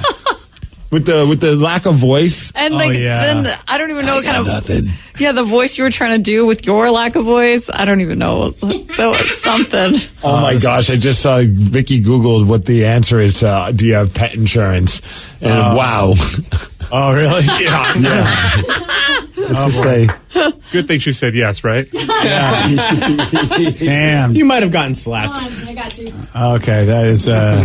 Oh, really? You're going to be violent with that feline? Okay, it is Cuddly Kitten Day, so I can understand why you would say something like that. You could have used that both ways, actually, Joe. You could. Yes, still could have given that line. Because either way, it's like, oh, it's a good thing you do because I'm about to be violent to that feline. Do you expect him to be that quick on his feet with the way that he sounds? No. Not or never in general. I just love that the end. He's like, no, well, you weren't supposed to say that. There goes the feline time. And I'll be like, I got a bunch of money and coke. Okay. Yeah. I got nothing. Well, that was only his first attempt, okay? That's fair. Again, Sarah got married in Vegas, and we knew that was going to, that went off without a hitch. That was wonderful, successful. That was very smooth. But did Joe get any action in Vegas? Let's see with a woman named Rose. No, we're here with Rose. Rose. Hi, Rose. Hi, what's your name? Joe. Hi, Joe. My recent Yelp review says that I'm a really good guy, but I'm also a really bad boy. Oh, that would be great if I would have heard all of it. Danny, I don't think she heard. Should I say it again? Okay, yeah, say it again. No. Rose. Loud. Rose. I can't talk. It doesn't work if I can't talk. Rose, my recent Yelp review says I'm a really good guy, but it also says I'm a really bad boy. That sounds like you should probably go and read those reviews, and I will too. Bye. Ouch. That was 1 star. I love that you had to go, Danny. That's not going to help your case. Why are you trying to reason with Drunk Joe? Drunk Joe has no idea what's going on. Fair, yeah. Danny. Oh, yeah. Danny is, I'm not sure Danny's really the guy that's the right man for this job either, Joe. But you know what? Third time's a charm, right? How about this? And this person has a very familiar voice. Hey, Joe. I got another girl for you here to hit on. Are you ready? Oh, yeah, let's go. No, are you ready? Are you ready for your lines? Yes. All right, what's your name? Steve. Okay. Give your best pickup line to Steve. What? Steve, your head looks really bald. Is the rest? So you know it's me. Wait, is the rest of you bald? Joe and I are going to leave now. This is the kind of night I want to have. This is my kind of party. Let's go. Let's go back to my hotel. I don't know what's happening anymore, but Joe just scored. I mean, that one works. I'm going to have sex with you tonight. Yeah, we did it. Finally, ladies and gentlemen, it happened. Got one. I have zero recollection of any of this happening. When did we record this? That was at the reception. That's wow. Boy, is that a shock. Oh my God. That was literally at the wedding. That's hilarious. Yeah. Was that before the shots or after the shots? I'd like to hope that it was after the shots. I say it's in the middle of the shots. Oh. I think we took 2, and then we went outside, recorded it, and then we went and took more shots. That's amazing. What a night. Yeah. Joe, I like that pickup line. That was a good one. Yeah. You guys have to watch video pictures to remember just what a night it was. I do like how Joe he just goes, it's me, right? And Joe's like, wait, let me finish. Because he couldn't get it out. If only we could have found a bald woman for you to say that same pickup line, too. Yeah. That was your best pickup line. That's a great line. Oh, my God. Well, I had to pull over dying of laughter. OMG, Joey, what is going on, bro? Haha. I think you got to take your shots, man. Yeah. I feel like there's going to be some space between weddings in my life. Yeah, I mean that might have been the last wedding you're going to attend for. I feel like it is. I think Sarah's going to be in there for the long haul with Johnny Roberts. Yeah, I sure hope so. The only way you're going to get to another wedding, I think, is if it didn't work out. I'm trying to figure out get married again. Yeah, I don't know anybody in my life that I'm going to get invited to weddings. Really, I don't think Vicky's going to get married anytime soon. No prospects. Well, wow. I mean, I see no prospects. Danny, I don't know. Danny might be my best shot. Nah. We're good. Oh, never mind. No wedding on the horizon. Oh, okay. Well, that's it, Steve. Well, the closest thing is the pack's still going. When I turned 40 in that's 7 right. years. Yeah. The double whammy. Are you really wanting to keep this pack going when you hear the game on this guy? Are you sure you want to? I'll let you. There's got to be an out clause for you, right, Vicky? Well, that'll give her confidence in knowing that if he's out with the fellas, that there's no chance. Oh, good point. Oh, right. Yeah, he will be. Yeah, I mean, that's... Go out you're going to stay out all night? Get home whenever. That's fine. I don't care. That's, I think, my wife never worries about me because she knows I have the same level of game. Although I might have to go back to Vegas and marry something. And that's the hamburger that I had at Gordon Ramsay. Oh, yeah. It was so good. BJ, I swear, I have been thinking about this burger every day. I never since got there. I texted Danny about this burger. I never got there. I'm so jealous to hear that. It was legitimately the greatest burger. And it's a vegan burger, the one I had. So I don't even know what the actual beef burgers would be like because Danny had one. I can say that I had the beef burger with Steve, and the beef burger was also fantastic. This vegan burger was better than any burger, even during my meat eating days, dude. It was called the Viva Vegan Burger, and it was like a spiced plant-based patty, and it had like eggless garlic mayo, but it was on another level. And I took a picture of it. Not even to share. But I took a picture of it just so I could, like, every once in a while lovingly look at this. Boy, that's amazing. I took one bite and I looked at Danny. I'm like, oh my gosh, dude. I almost ordered a second one just to have on the plane. Yeah. You should have. I should. I honestly am mad at myself that I didn't. I want to go back to Vegas just so I could go back to Gordon. I've been looking online, like, what's the closest Gordon Ramsay restaurant that I have? Is it Vegas? It's Vegas in Chicago. Yeah. So, like, Vegas has a better chance. But I've never had a burger so great. I also heard we missed out on the shakes, too. Oh. Yeah, afterwards I went and met up with Joe and one of his friends, and his friend's like, did you have the shake there? And I was like, no. And he's like, you need to try the shakes, go back. They flame char they creme brulee it. Apparently it's an Oreo cream brulee shake they had for one of the days, yeah. And I was thinking because Gordon Ramsay has a steakhouse, I think in the Cosmopolitan or somewhere, one of the restaurants around there. So he's got another steakhouse outside of Planet Hollywood. And I thought, well, all right, we got the burger joint in the Planet Hollywood, but the steakhouse is probably amazing. And you guys are just, I'm so jealous. I should have done it. Yeah, it was just a whim thing. I was like, okay, I got to get on a plane, but I had a little bit of time, so let me just kill some time by going to eat somewhere, sit down, but I didn't want to leave the hotel. So I was like, Gordon Ramsay it is. And oh my gosh, dude. Like, I wish I could tell him. I want to, like, write him. Well, I was tweet him. I should. Actually, he responds a lot on TikTok. Oh, nice. Does he? Oh, then I got to get on TikTok. I was literally on my way to Sarah's farewell brunch that morning, but it wasn't happening for another 45 minutes, and I was, like, starving. So Steve texted me and was like, let's get the burgers. And I was like, I haven't tried the burger place yet, so I can eat twice. So I went and had a burger, and then I get a text from Joe, and he's like, yeah, the brunch didn't happen. It's a good thing you stopped and got a burger. The brunch didn't happen? It happened, but it happened at a different location. Wicked Spoon was packed, and there was like an hour. Had no reservations? Yeah. Oh, you can't make reservations at Wicked Spoon. Oh, so you guys are just going to post up? We're just going to post up. No, you thought you could thought Sunday, one of the most popular brunch spots in Vegas, would be busy. Y'all should have came to Gordon Ramsay's. I guess so. And it was in the hotel. Oh, so dude, shout out to Cafe Hollywood, which was also in the hotel. Because I went to them, said, I got a party of 16 people. Is there any chance at all? Because it was crazy March Madness. Yeah. And they made it happen. They did. And I just walked in. And That's cool. I said, I'm staying at the hotel. And dude, you had a great, burger. I had one of the best Loco Mocos I've ever had. And I've been to Hawaii and had a lot of great Loco Mocos in Hawaii. The Cafe Hollywood Loco Moco, what they did with the sauce they threw on top of the burger and the egg. Dude. That was legit, but I'm still jealous of the Gordon Ramsay burger. Well, then I guess we need to go back and relive the wedding. Yeah, let's do it. What are we doing next weekend? Gordon Ramsay, baby. Whoa. The bride is still recovering, y'all. Yeah. Give me a few more weeks. I don't mind doing every 5 years like you suggested, though, Sarah. I can't wait 5 years for this burger, BJ. Yeah, I know, but it really was a wonderful event, and man. Oh, we got to get some the pictures that Sarah and J-Rubs took in the Bellagio, where they had this beautiful, gorgeous flower display.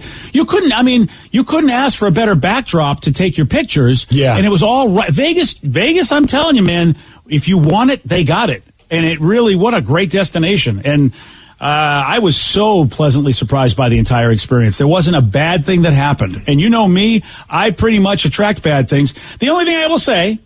Is when I'm walking with my wife, wonderful time. Then my wife says, hey, would you go out and get me something? And then it's Hooker Central coming up to talk to me. It's like flies on turds, man. Dude, it's unbelievable. I told Kathy that. I said, you really need to walk like maybe 14 steps behind me just to see what happens to me when I'm in Vegas.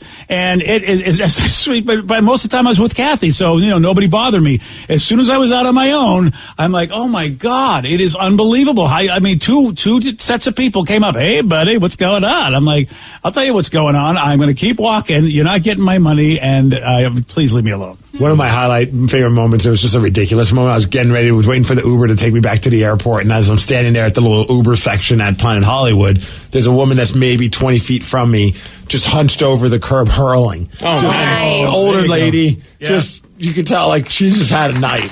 And then finally she finished hurling, and of course I'm like, Here's the problem. I have glasses now, so I always think I'm wearing sunglasses. And when when you have sunglasses, you kind of like watch people and nobody knows you're watching them. But I keep getting busted for staring at people. Oh, I think I got sunglasses on. So I'm staring at her. And she then finally looks at me, and that's when it hit me that I'm like, oh, these aren't sunglasses. I'm legitimately watching this woman, probably looking. You're probably judging. Yes, I'm giving this look what is. And finally she looks at me, and I look at her, and I go, I just kind of put my arms and I go, Vegas. That's awesome. Boy. I mean, that's the best response, really. Some other lady walks up there, starts rubbing her back. And I'm like, oh, boy, you're in for a long night, lady. You and Joe, master of words. Yes. Really? Yes. Yeah, you're like Joe with the pickup lines over there. I'd be happier that my Uber showed up soon after that. You're like, hey, bye, have fun puking. Right? Puking rally. Exactly. You gotta. It was like noon. Yeah. Oh, that's Vegas, baby. There is no time in Vegas, okay? There are no clocks. Also, Sarah's right. No clocks, no microwave. They don't want you in that room. They just want you to be wherever the money is going to be lost. Wherever you can spend money, they want you there. Well, quick update real quick. We checked BJ's net worth earlier, and it was $900,000. It is now $20 million. So I don't know. Your winnings must have come in from Vegas. Wait, so, you made money on the wedding. Okay. That's right. Yes, you did. Somebody who listens to this show is effing with this Yes, site. it has to be. Because how does it change that quick? Unless they finally did the tabulation on what you left for the open bar, and that's how much money you got back. Yeah. Well, I will tell you, $20 million is my top number. I have never made that much money as in net worth. I'm very excited. I mean, they're about to raise interest rates, and look at me. I'm making money, baby. Well, maybe you need to buy your daughter a home. Yeah. Hey. Yeah. $20 million. Now that I'm married, Yeah. That's the ultimate wedding I think gift. the idea is once you're married, I'm done, right? Nope. Allegedly. Definitely still in your basement. Sorry. Yeah, I know. That's the real thing. That's the real. Hey, someone is mad at a popular singer because she feels that she was mom-shamed by that celebrity. Ooh. You're going to hear what happened at 8:17 on The Rock. BJ and Migs, mornings on The Rock, 99.9 KISW.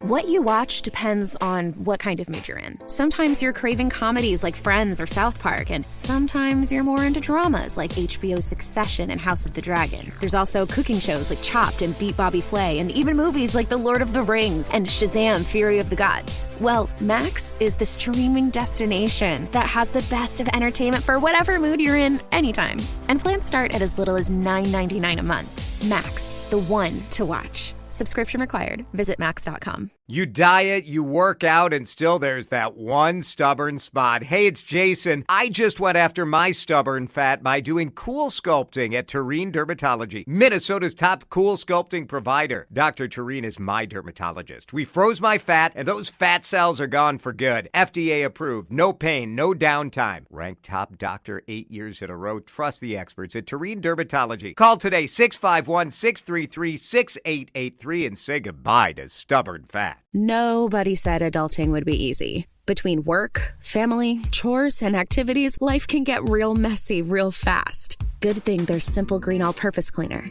Simple Green tackles even the toughest cleanup jobs in every room of your house. Simple Green has been a trusted cleaning brand for nearly 50 years, and it's now available in both lemon and lavender scents. So you get a cleaner that not only works hard, but leaves your home smelling fresh. Even better, Simple Green All-Purpose Cleaner is U.S. EPA Safer Choice certified for use around people, pets, and plants. Stronger, safer, fresher. That's the cleaning experience we all want, right?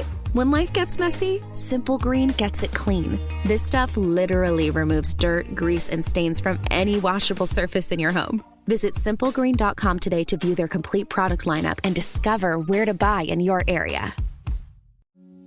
I was scared the night you overdosed, but I was prepared. I brought naloxone with me, and I knew how to use it. I held your hand tight when you woke up because I wanted you to feel safe. Your life is worth saving, friend, and I would save it again if I had to. Naloxone can reverse an opioid or fentanyl overdose. Carry it with you. For more info, go to preventoverdosewa.org. A message from the Washington State Department of Health. 99.9 KISW, The Rock of Seattle. Earlier this month on American Idol, which I didn't even realize was still on television. Stop lying. You always, every morning you come in, guys, did you watch American Idol last night? I know, man. It's like, Steve, why didn't you vote? You should be voting. I know. I actually watched my first episode of American Idol this week. Is it because your daughter's in town? Yes. I was about to say, there's no other reason. She loves that show. And she's singing. She wants to be a singer, yeah. And then her favorite singer, of course, is Katy Perry. Oh, well, Katy Perry is not a very nice person. Oh, I know. Boy. Watching that show, I was like, wow. Oh, really? Is she like a tough judge? She's kind of salty towards a lot of things. But her and the other country guy, Luke Bryan, I think it is, they like fight a lot during the whole thing. And she gets very like, she says no to a lot of people. And I was like, oh, wow. I don't know, man. You think it's the Russell brand? Has she still got a little irritation about that marriage? I don't know. Still pissed off and taking it out on all these competitors? From like 15 years ago? Yeah, I know, man. That's a long time to hold a grudge. We're still crapping on Russell Wilson, so I respect that. Yeah. So apparently Katy Perry joked about a mom that was auditioning for American Idol. And now that mom, Sarah Beth, has posted a new video to comment on how it made her feel. Now here's the clip from the show with the joke. I'm 25 and I'm from California. You cannot be 25. I have 3 kids, so that's like... Get away from here. Okay, Katie? Nope. If Katie lays on the table, I think I'm going to pass out. Honey, you've been laying on the table too much. You know. Oh. Wow. Okay.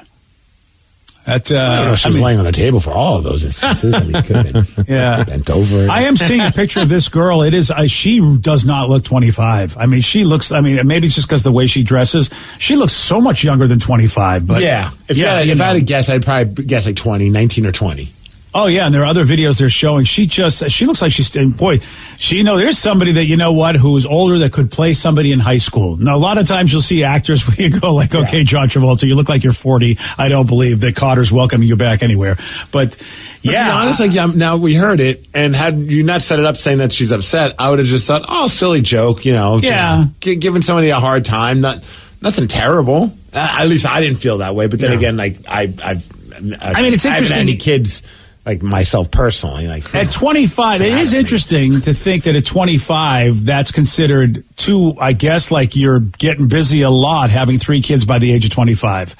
I mean, I don't know. Is that and that's what she's referring to? And here's Sarah Beth's reaction to what Katie said. That wasn't super kind to have that on TV, and it was hurtful. I think that women supporting and uplifting other women is so cool, and I think that mom shaming is super lame, and I think that it's hard enough to be a mom, and it's hard enough to be a woman. Keep loving your babies. Nobody deserves to feel crappy about that. You know, Steve, it's a whole new world with comedy. It really is. I mean, I see both sides of this issue.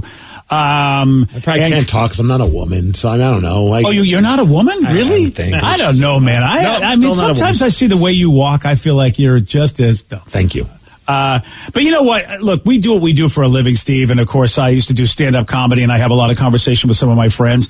It is, what is funny now and what's not funny now is really changed drastically in the last 5 years as to what people... I see Sarah's point. Because basically it made it sound like, hey, lady, you're always having babies, you're always having sex.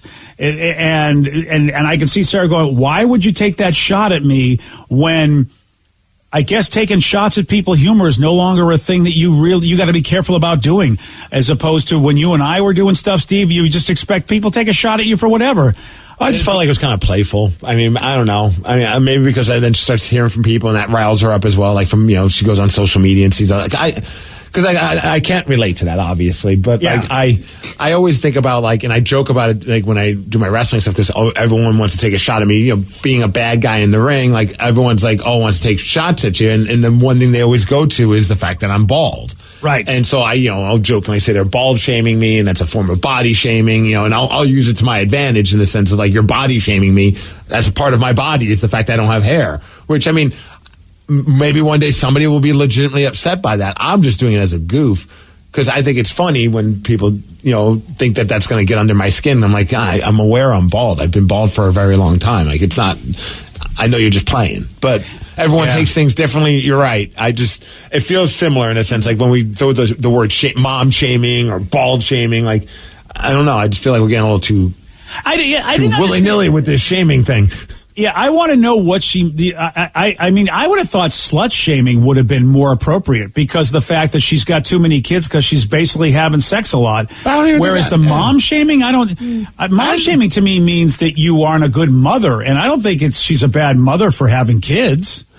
Yeah, dude. I don't know. That's what I'm confused why she used mom shaming as the term. I don't know if you have any insight, Vicky. Because to me, Katie made it sound like, lady, you keep getting banged is kind of what I was thinking the joke was about, as opposed to, hey, you're a bad mother. I assumed it was going to be mom shaming because she was on American Idol and she should be home taking care of her kids and maybe she's not a good mother. But that line to me didn't shame her as a mother. It shamed her as a woman having too much sex. She's cracking out lots of kids at a young age. Yeah, there's a lot of confusion about all this, and I'm with you, Steve. I think it was just Katy Perry didn't mean any harm. Unfortunately, Katy Perry's older. You know, she's a Gen Xer. Mm-hmm. And obviously, I mean, she's a Zoomer, right? Isn't Sarah Beth? I mean, is she a Zoomer or a very, very young millennial? It's like a total generation gap. Also, Katy Perry's a millennial. She's not an Xer. She's not an Xer, really? She's only 38. Yeah, I'm not claiming her as part of wait, us really? Gen Xers would never say something so Oh, wow. I didn't realize she was a millennial. All right, Katie. Well, Russell Brand's an Xer. That's a problem. Shouldn't marry out of your generation, Steve. No, it goes back to Russell Brand with you. That surely does. Well, I mean, it's the only thing I know about Katy Perry is that she was married to Russell Brand. I know nothing else about her. And that she's hot and she's cold. You know, that's about it. That's all I know about songs. Yeah. Dude, it was funny though. Speaking of the bald thing, I had a field day. Yeah, I never read comments about things when a lot of times on the internet, if like it's a picture of me, because I just don't want to deal with that. So it depends on the day. Some days I'm just like, I don't really feel like reading people trying to like crack jokes. Like I could just choose not to read them and then it doesn't get in my head. Like I'm going to make that choice. All right. But I saw like All Elite Wrestling, like one of like these side pages that post stuff about they posted a picture of me as one of like the enhancement talent that was used in the past. Oh, nice. And I was like, and I'm looking at all their posts, and like most of them have like, a couple hundred likes, and then I go to mine, it's like got like a crap ton of likes. I'm like, that's awesome. And it has a bunch of comments, more than any of the other posts that they put out. Here we go. I'm like, do I dare? Yeah, you don't. Why not? Why? It was like one of those. Oh man, I was howling. I was laughing so hard. Every talk about bald jokes. Every joke was is something like, oh, AEW clearly just ordered The Rock from Wish or something like that, or like that's pretty funny. Or like something like Baron Corbin, who's a bald wrestler, like, mommy, we want Baron Corbin in our promotion, and the mommy says we've got Baron Corbin at home, and I'm like they were just comparing me to every bald wrestler and making fun of me, but it was like, I mean, you're comparing me to guys that I like. It's not the end of the world. I know they're cracking jokes, but it's not like I'm not gonna like. How dare I've been bald shamed. It was just I thought it was one of the funniest things I've read in a while, and I usually don't like reading comments, so it was like, oh, here we go. And then I'm reading, I'm like, oh, these are actually pretty funny. Yeah, those don't seem to be too bad. Yeah, at least what you said, which because I mean, but because you take a chance, you just you never know how it's going to hit you. But it seemed like those were okay. It depends on the day. Maybe one day I'd be like, oh man, I should get hair implants. That'd be weird. Wouldn't that be crazy? If you came in with hair, I don't know about it. Like if today I came back after having like the extended period of time off, and I showed up and I just had like hair. I mean, I wonder, I wonder if I'd love to talk. Obviously, Steve, my generation. I remember I had a kid in high school who went bald at 17 years old, and it was. I mean, that's really traumatic. And again, it was the 70s, so being bald was not a thing. Like Yul Brynner and Telly Savalas were the only bald people I had ever seen in my life. It wasn't until Michael Jordan came along that all of a sudden bald was like, hey, maybe it's not a bad thing just to go completely bald. I wonder if millennials and Zoomers are going to feel bad about being bald the way you and I and everybody in our generation felt about being bald. I don't know if they will because, I mean, maybe I luckily started going bald when it was seemed to be okay to just fully shave your head. But there was a time before my time, during my dad's time, probably around your time as well, even after my dad's time. Yeah. For a while, it was if you went bald, you either did the comb over, yes, or you kind of had the friar tuck, or the cul-de-sac, or you got the rug, the little wig, toupee. Toupee. Yeah, you're absolutely right. But you never fully shaved the sides of your head. It just wasn't it wasn't considered fashionable or a good look, or I don't know why. It seems like it would be a no-brainer nowadays. If you're losing your hair, just shave the whole thing. Well, there are two actors who I look at. Well, and for that matter, in the world of Star Trek, I look at Patrick Stewart. And I look at William Shatner. Patrick Stewart basically played an openly bald guy who ran a ship. Bald guy. I know it sounds crazy to say, but he had a little bald in the closet. He had the mini cul-de-sac working too back, in the late 80s, and for the most part has kept it. Like he's just like, this is who I am. Whereas Shatner, for years, people just said, dude's wearing a toupee, and now he probably, if he has hair enhancement, it's got to be hair plugs or something where it's it's permanent. But that guy came from a generation where no way, you're not going to see me bald ever. It's just not going to happen. Oh, dude, I think about my father and his brother. They were both bald, but it was the same thing. My dad, he did kind of a little bit of the comb over, then just kind of went with the cul-de-sac thing going on. And his brother went with the full-on toupee. And I had no idea until my dad made it, like, any chance he could have to out his brother for wearing a toupee, he did. Oh, yeah. Because I think he was mad that some people didn't think he had a toupee on. I didn't. And then once he told me, it was like telling me about, like, the Easter Bunny. I'm like, that's all I could think about. I'm like, just looking at his head. I know. There's the jealousy and the stuff. Because I had friends that did the same thing. They were always out the toupee, dude. And it was like old school where, like, I guess you glue the button snaps to your head. And then you snap it on. It sounds crazy. Well, they have a new technique where they shave your head and then they do a special glue and glue a toupee on you, basically. Yeah. And then they cut it to fit your head. And it looks 100% real. Oh, I need to do that. It's so crazy. Just one day show up. I wonder if I'd be treated differently if I had hair. Yeah, it would be weird. Hair and glasses. Like, dude. I denied, like, sir, I'm not going to serve you. You're bald. Yeah. Dude, if you showed up with hair and your glasses, I'd be like, "What the hell, man? Who is this person?" Yeah, that would be awesome. You got to do it. Okay, you got to do it for science. That would freak my wife out. Oh yes, that might be worth it. Just to show up at home and have like a little like video camera going. Oh yeah, just to get her, because her reaction to me coming home with glasses was rather interesting. I can't even imagine what her reaction would be if I showed up with hair. Well, just put a GoPro in the toupee. Yeah, there you go. Yeah. Oh, dude, man, it is trippy. My hair was always a stringy mess, so I never was really complimented for my hair, and I'm lazy. Like, I could do what you do, Steve, but I go to my guy every 3 weeks and go, make it short enough so that when it grows, it's not a big deal. I don't care. I don't want to worry about it. Yeah. But I know I'm bald. I know I've got the bald part, but I don't care. But I also go, well, let me have it short enough so it doesn't look like horrible, but I don't want to bick it. I'm so lazy. I don't want to do any of that. Yeah, I just got one of those hand shaped. I bought one of those targeted ads, like the pit bull. And it really does work, huh? Well, I mean, you see it. Yeah, I guess I do see it. You're right. You don't have hair. He doesn't come in bleeding every day. Right. I don't have any cuts on my head or anything like that. Boy, I wonder if I should try that. I'll have to talk to the wife and see if I don't know. Her and Sarah were not happy when I went real short. I'll be honest with you. That first time when I did it, I almost not cried or anything. I was just like, oh boy, that was a bad idea. Because I was the longest time I was just using no attachments on a razor, but it would still have stubble. And then when I did that, it was like clean. It was like just smooth. And I touched my head and I'm like, I just felt skin. I felt no stubble. I'm like, this was a bad idea. Yeah. And I look in the mirror and I'm like, wow, that's extreme. Like, as you know, a little stubble is a big difference. Yeah, I feel like I still have hair, even though there's really not a lot there. Yeah, but once you get used to it, it's kind of nice. All right. Yeah. Okay. I'm so lazy. I mean, just basically like rubbing your head for like 5 minutes. It's not really anything that's difficult. Well, that's, okay then. Well, you put it that way. The upper. Yesterday, Steve did get this one wrong. What fruit's name comes from the Nahuatl word for testicle? Cojones. No. Fruit. Guavas. No. Sorry, I was looking at your hand there. Oranges. Hey, no. He's making a hand motion when he's making these. It's not good. Yeah. Avocado, Steve. And now I will never look at an avocado again. I'll feel like I'm probably massaging something that belongs to the Hulk, and it ain't right. Just saying. All right, I don't need it. Makes me want one more. You want a shot at beating Steve? You got it. 206-803-ROCK. We're playing Beat Migs. We'll do it at 847 on The Rock. Today's podcast was brought to you by Travis Gagne, bankruptcy attorney. He's here right now and has agreed to answer more of your questions about bankruptcy. Here's a question from a listener. My house is currently in foreclosure. I've stopped making payments. What can I do to save my house? If you're already in foreclosure behind on your mortgage, you can stop the foreclosure by filing a bankruptcy.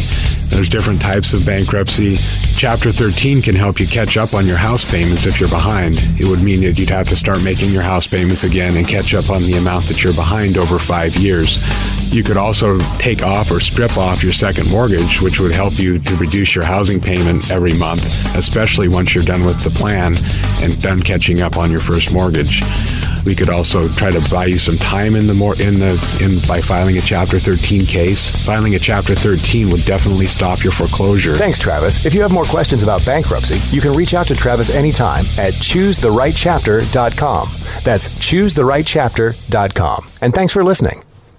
T-Mobile's network can help keep you connected to all your favorite podcasts when you're out and about. Whether you're an early bird looking to dive into a daily news podcast or a night owl who wants to catch up on the latest reality TV drama, T-Mobile will keep you connected on their strong and reliable network. T-Mobile covers more highway miles with 5G than anyone. So if you need great coverage, especially when you're on the go, check out T-Mobile. Find out more at T-Mobile.com/CY. That's SEEWHY. Give dads and grads the gift of relaxation with Hand and Stone Massage and Facial Spa. Dads and Grads Season Ticket to Relax offers $30 off a massage or facial gift card or $70 off a massage and facial gift package. With 8 Seattle area locations, it's easy to find the one nearest you or explore exclusive online gift card sales. Let Hand and Stone help dads and grads restore, relax, and reset. Restrictions apply. See spa for more details. It's blazing hot outside. You get into your car to turn on the AC to get cold air pumping, but it blows hot air out. This issue is commonly caused by low refrigerant due to leaks in the AC system. You want an easy all-in-one solution that will restore the cold air in no time. AC Pro Recharge Kits make restoring cold air easy for even those with zero DIY experience in less than 10 minutes. Save time and money versus going to a shop by picking up an AC Pro Recharge Kit today. Be a pro with AC Pro. I was scared the night you overdosed, but I was prepared. I brought naloxone with me, and I knew how to use it. I held your hand tight when you woke up because I wanted you to feel safe. Your life is worth saving, friend, and I would save it again if I had to. Naloxone can reverse an opioid or fentanyl overdose. Carry it with you. For more info, go to PreventOverdoseWA.org. A message from the Washington State Department of Health. What if comparing car insurance rates was as easy as putting on your favorite podcast? With Progressive, it is. Just visit the Progressive website to quote with all the coverages you want. You'll see Progressive's direct rate, then their tool will provide options from other companies so you can compare. All you need to do is choose the rate and coverage you like. Quote today at Progressive.com to join the over 29 million drivers who trust Progressive. Progressive Casualty Insurance Company and Affiliates. Comparison rates not available in all states or situations. Prices vary based on how you buy. Have you been in an accident that wasn't your fault? Feeling overwhelmed and unsure what to do next? Look no further. The personal injury attorneys at Phillips Law Firm are here to help. Phillips Law Firm understands that accidents can turn your life upside down. That's why they're dedicated to fighting for the compensation you deserve and to making the process as stress-free as possible. Don't wait any longer. Call now, 1-800-JUSTICE, or visit justiceforyou.com. Hey, this is BJ. Thanks for listening to our show's podcast. If you're a fan of all things geeky, you should check out my other podcast, BJ Shea's Geek Nation. We have new episodes every day, and you can check it out at bjgeeknation.com. Your home is going into foreclosure and you feel like a financial wreck. You don't know where to turn for accurate information. I'm bankruptcy attorney Travis Gagne. Let's talk about some legal options. If we work quickly, we can propose a plan to save your home, modify the loan, or in many cases even eliminate your second mortgage. The consultation is free. I've helped hundreds of people just like you make informed decisions about whether to save their home or exit it on a reasonable, organized timeline. The chapter you choose sets the tone for the next chapter of your life. Please contact me today at choosetherightchapter.com. That's choosetherightchapter.com. 99.9 KISW, the Rock of Seattle. I don't know if you know this, Seattle Rock Day is April 7th. Not too far away, and on let me tell you, Friday, April 7th is when we're celebrating this whole baby, like we do every year. We've been doing this for a long time. You hear all of your favorite bands from the Northwest, Pacific Northwest, bands like Mudhoney, you got Mother Love Bone, the Melvins. I'm just going to go with all the M bands. It's Function. Yeah, you do. Isn't that insane? I mean, this is the special thing about this city is that you can actually go, we got a lot of M bands for all of the Seattle rock that we've created in this town. How many cities can say this? But this is why we do Seattle Rock Day. Yeah, you don't have like Lincoln Rock Day for like Lincoln, Nebraska. No, we don't. I'd listen if they did. That's why they're sad. That's why it's really sad. So, and for the fourth year in a row, Seattle Rock Day is supporting the amazing work of SMASH. That's Seattle Musicians Access to Sustainable Healthcare, which is a great organization. So many musicians obviously do not, it's not like they're part of a big company and have a great medical program, and yet they go out and provide so much for so many people. So SMASH is a great bridge to that. And, they get medical, dental, and mental health services for a very, very low cost, which is so important. Absolutely. And shout out to our friends over at Palace Law. They're bringing us Seattle Rock Day. And then also, BJ, did you hear about Seattle Rock Night? Okay, I've heard rumors. And again, they don't tell me a lot because they like to keep things a secret. And therefore, they tell me nothing. So this is true. I wasn't sure if this was just like they try to throw me off by giving me all sorts of info. Nope. For the first time ever. Not only are we celebrating Seattle Rock Day on KISW, but we'll also be celebrating it live over at Madame Lou's in Belltown, which is, I think, in the basement of or in the bottom floor of the Crocodile, the new Crocodile. And it'll be a bunch of bands will be playing your favorite Seattle songs. They're their own band. They have their own songs, of course, like Glenn Cannon and Damage Done, Wide Only in the Wreckage, and then KISW's house band back together again, the New Originals. Dude, I mean, what a fun night that's going to be. Of course, Wide Only, Glenn Cannon, those guys and their bands, man, they have always been so good to us. And then myself, Ryan, Terrell, Danny, are you going to be there? They haven't asked me yet. Well, I'll be there. I heard Joey Dees was asked to be there and play, but not Danny. I know. When I heard about this, I was like, guys, I've been here for 7 years and you've never once asked me to play with the New Originals. Joe picks up the bass 2 weeks ago and you ask him. Yeah. Thanks. That sounds about right. Yeah, cool. Yeah. I'll be there. I'm inviting you. Oh, thank you. I don't know if you can play or not, but I'm inviting you to play. Yeah, we'll figure it out. Yeah. He can play better than Joe, probably. Hey, that's not fun, though. Yeah, that's a good point. Yeah. All right, so, that's the first ever Seattle Rock Night, the same night, April 7th, Madame Lou's in Belltown live rock show. I know you want all the info about Seattle Rock Day, Seattle Rock Night. You can get it at KISW.com. Let's play Beat Migs. It's time to play the game. So everybody scream his name. Beat Migs. Don't be a loser. Whoa. Beat Migs. You're a loser. Happy Friday, Junior. And by the way, Steve, I hate you because now I'm getting ads for the skull shaver. Oh, well, I'm sure that would help you. How does it work on legs, Steve? Have you tried that? I have not yet. Oh, all right. I've not seen your legs. I think fair. I'm good. Yeah, actually, I wear shorts. Steve does use it elsewhere, but not legs. Nope, just the skull only there, BJ. Oh, really? Yeah. All right. But thank you there for goes that visual. purchase. Yeah, sorry, Vic. Let's just move on. We have Chris from Olympia. Chris, are you there? Yep. Awesome. Steve, please get out of here. Goodbye. For those playing at home, Chris has 60 seconds to answer 10 questions. You can pass all you want, but you do only get 3 guesses per question. Are you ready? Let's do it. I don't know what he said. But Let's do it. Say let's do it, man. Come on. All right. The 6 weapons in a standard game of Clue are the lead pipe, knife, revolver, rope, wrench, and what? Oh, yeah.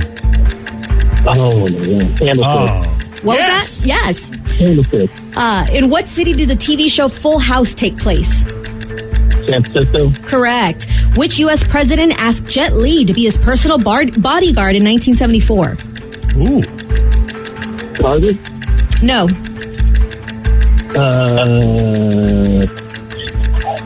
Pass. Larry Holmes was the only man to knock out which boxer in the heavyweight title fight?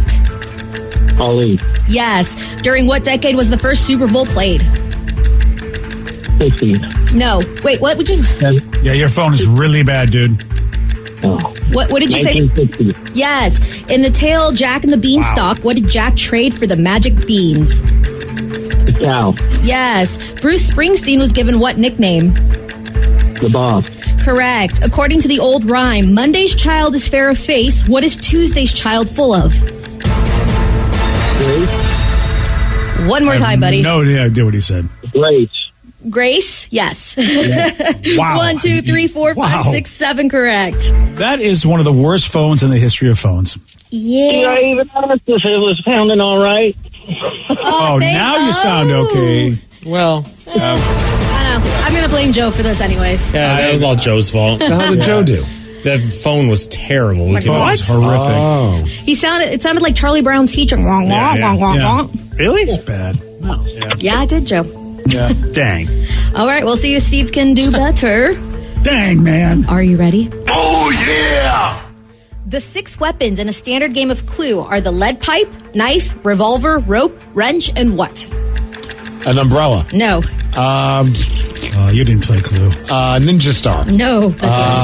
You're done. Yeah, I don't know. A cane. No. In what city did the TV show Full House take place? San Francisco. Correct. All right. Which U.S. president asked Jet Li to be his personal bodyguard in 1974? Richard Nixon? Yes. I am not a crook. Larry Holmes was the only man to knock out which boxer in a heavyweight title fight? George Foreman? No. Who was Larry Holmes was the only Larry man to knock Holmes. out which boxer in a heavyweight title fight? not Mike Tyson. I tried to. He would never knock me out. Who else? Larry Holmes. I'm gonna have to come back to that one. During what decade was the first Super Bowl played? What decade? 60s. Yes. In the tale Jack and the Beanstalk, what did Jack trade for the magic beans? Beans. No. Traded cows. beans for beans. Yes. Cows? Whatever. Bruce Springsteen was given what nickname? The boss. Yep. Yeah. Marvin Hagler? No. No. No, he wasn't a heavyweight. No. But he was marvelous. He was so I hated him. Yeah. I was a Sugar Ray Leonard guy as a kid. Oh, that's why. And now looking back, I'm like, I should have been more of a Marvin Hagler guy. He was badass. But I as feel a kid, like Marvin I hated him. Hagler, was he from Boston? Is that why you might have hated him? I feel like he was just a rival. I don't know if he was or wasn't, but he was a rival to Sugar Ray Leonard, and I was obsessed with Sugar Ray. Yeah. I did even give you one because it was technically a cow for Jack and the Beanstalk. You said cows, that's but right. even with that, it's only 7-5. You did not make it. I'm on the wedding decline. Yeah, you really are. Wow. I would congratulate our caller, but his phone just died. So, yeah, great went phone. bloof. Yeah, so, but you still get this, though, Steve. I'm a loser. Oh, yeah. And I love someone who's near to me. I'm a loser. And I'm not what I appear to be. Oh, Sarah's wedding keeps giving back. I love it. He did get correct what the other weapon was, and it was the candlestick. Oh, yeah. Yeah. And then there was one you did not. Oh, yeah, you didn't know the boxer. It was, you're going to be so mad. Oh, man. It was you're Muhammad gonna- Ali. Yep. Yeah.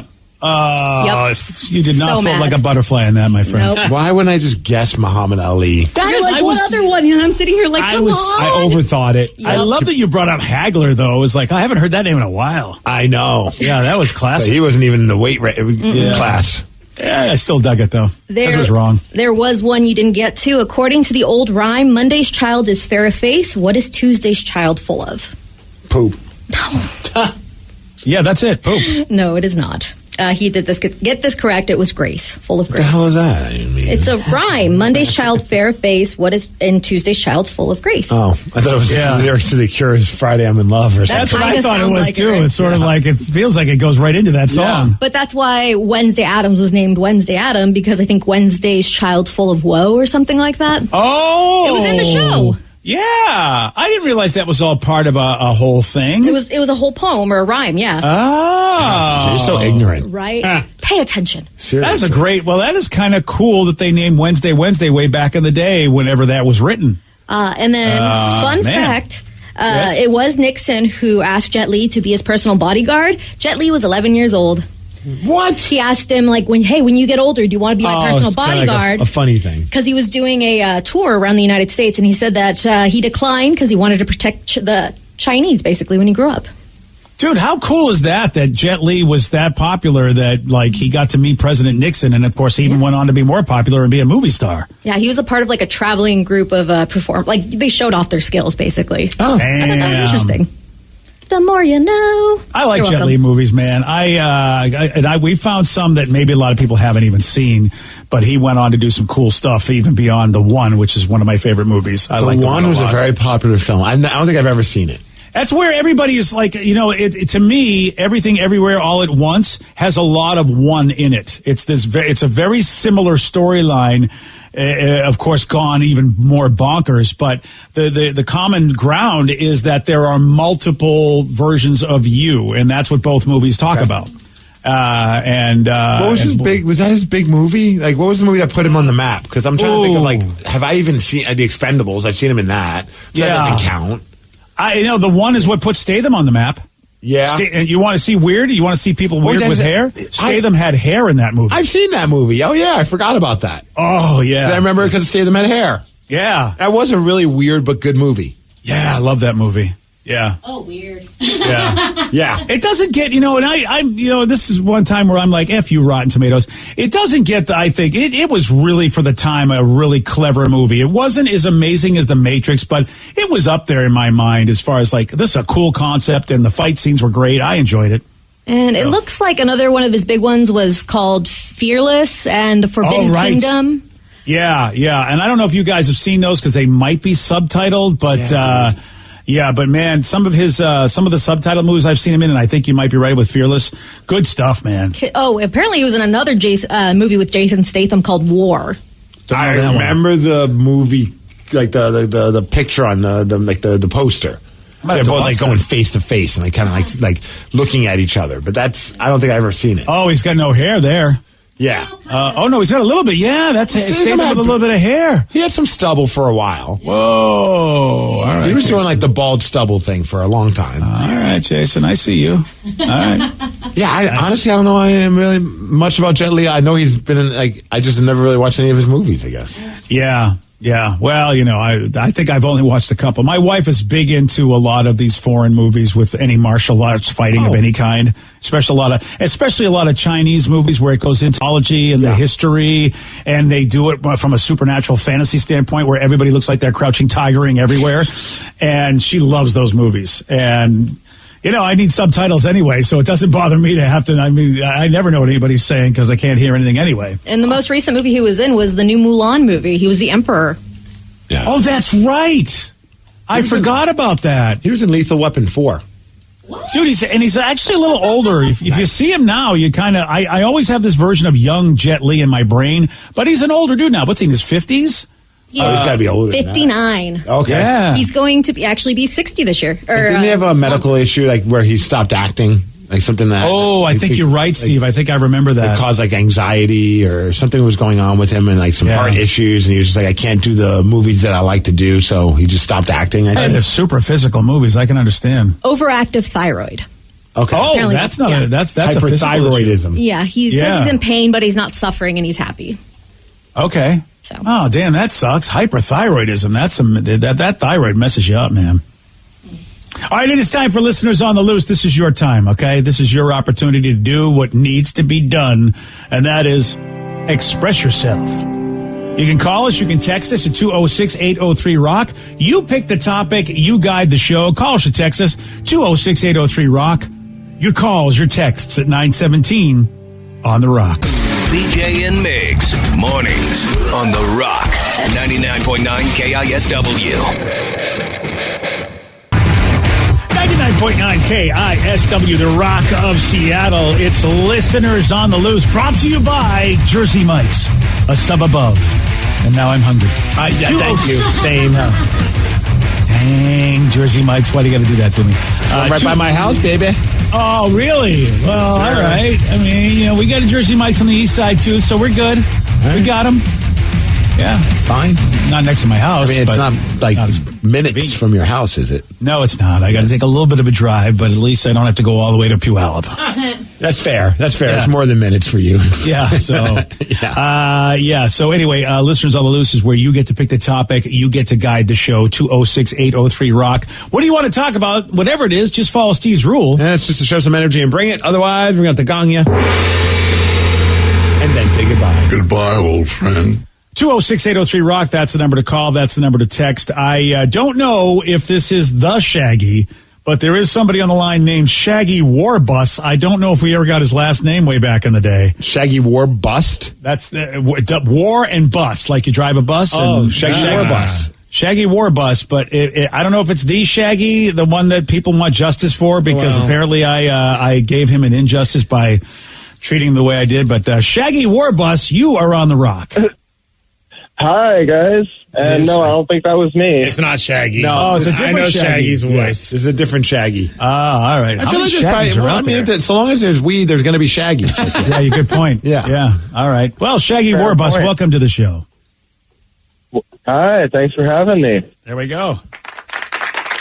So, Shaggy, this is your opportunity. What would you like to talk about, sir?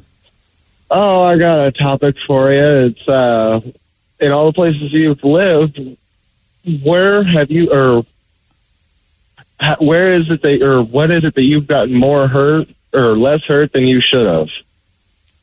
What? Wow. I feel contact high coming from this. All right, Shaggy, would you maybe if you give us an example, we'll know which way to go. Now. All right. So when I was a kid, I was living out in Spokane, and me and my buddies, we would basically ride skateboards all over the upper South Hill. Mm-hmm. And there's this huge hill, very steep, and it goes on for a good mile. Oh, it's a mile hill. All right. At least it seems like it when you're going down it. Yeah, man. All right. And well, the sidewalk is in spots very broken and cracked up, and I was trying to get off the sidewalk before I hit that spot. Didn't quite make it to there, so I ended up hitting that crack, and my hand was in the middle of the road, and a huge old Ford, like no power steering, big, huge metal guy, ran my right hand over. My buddies were behind me, and they got to watch this. My board went right into the middle of the truck, and my hand was basically to the inner side of the tire. So the car ran your hand over? Yep. Wait, what? What kind of damage did it do to your hand? That's the thing. It was going fast enough and happened just, I guess, the right time and point. I didn't break a single bone. What? So your hand was like a little speed bump, and that's it? Yeah. And not only did I break a single bone, I only walked away with basically road rash that was bleeding pretty bad. And I looked at my buddies like, we got to take care of this before we go back to my mom, because she'll flip out on all of us. Yeah. And so I looked around, and there was just a nice house with some play stuff in the front yard. Like them, they have kids. They have medical supplies if their kids have hurt.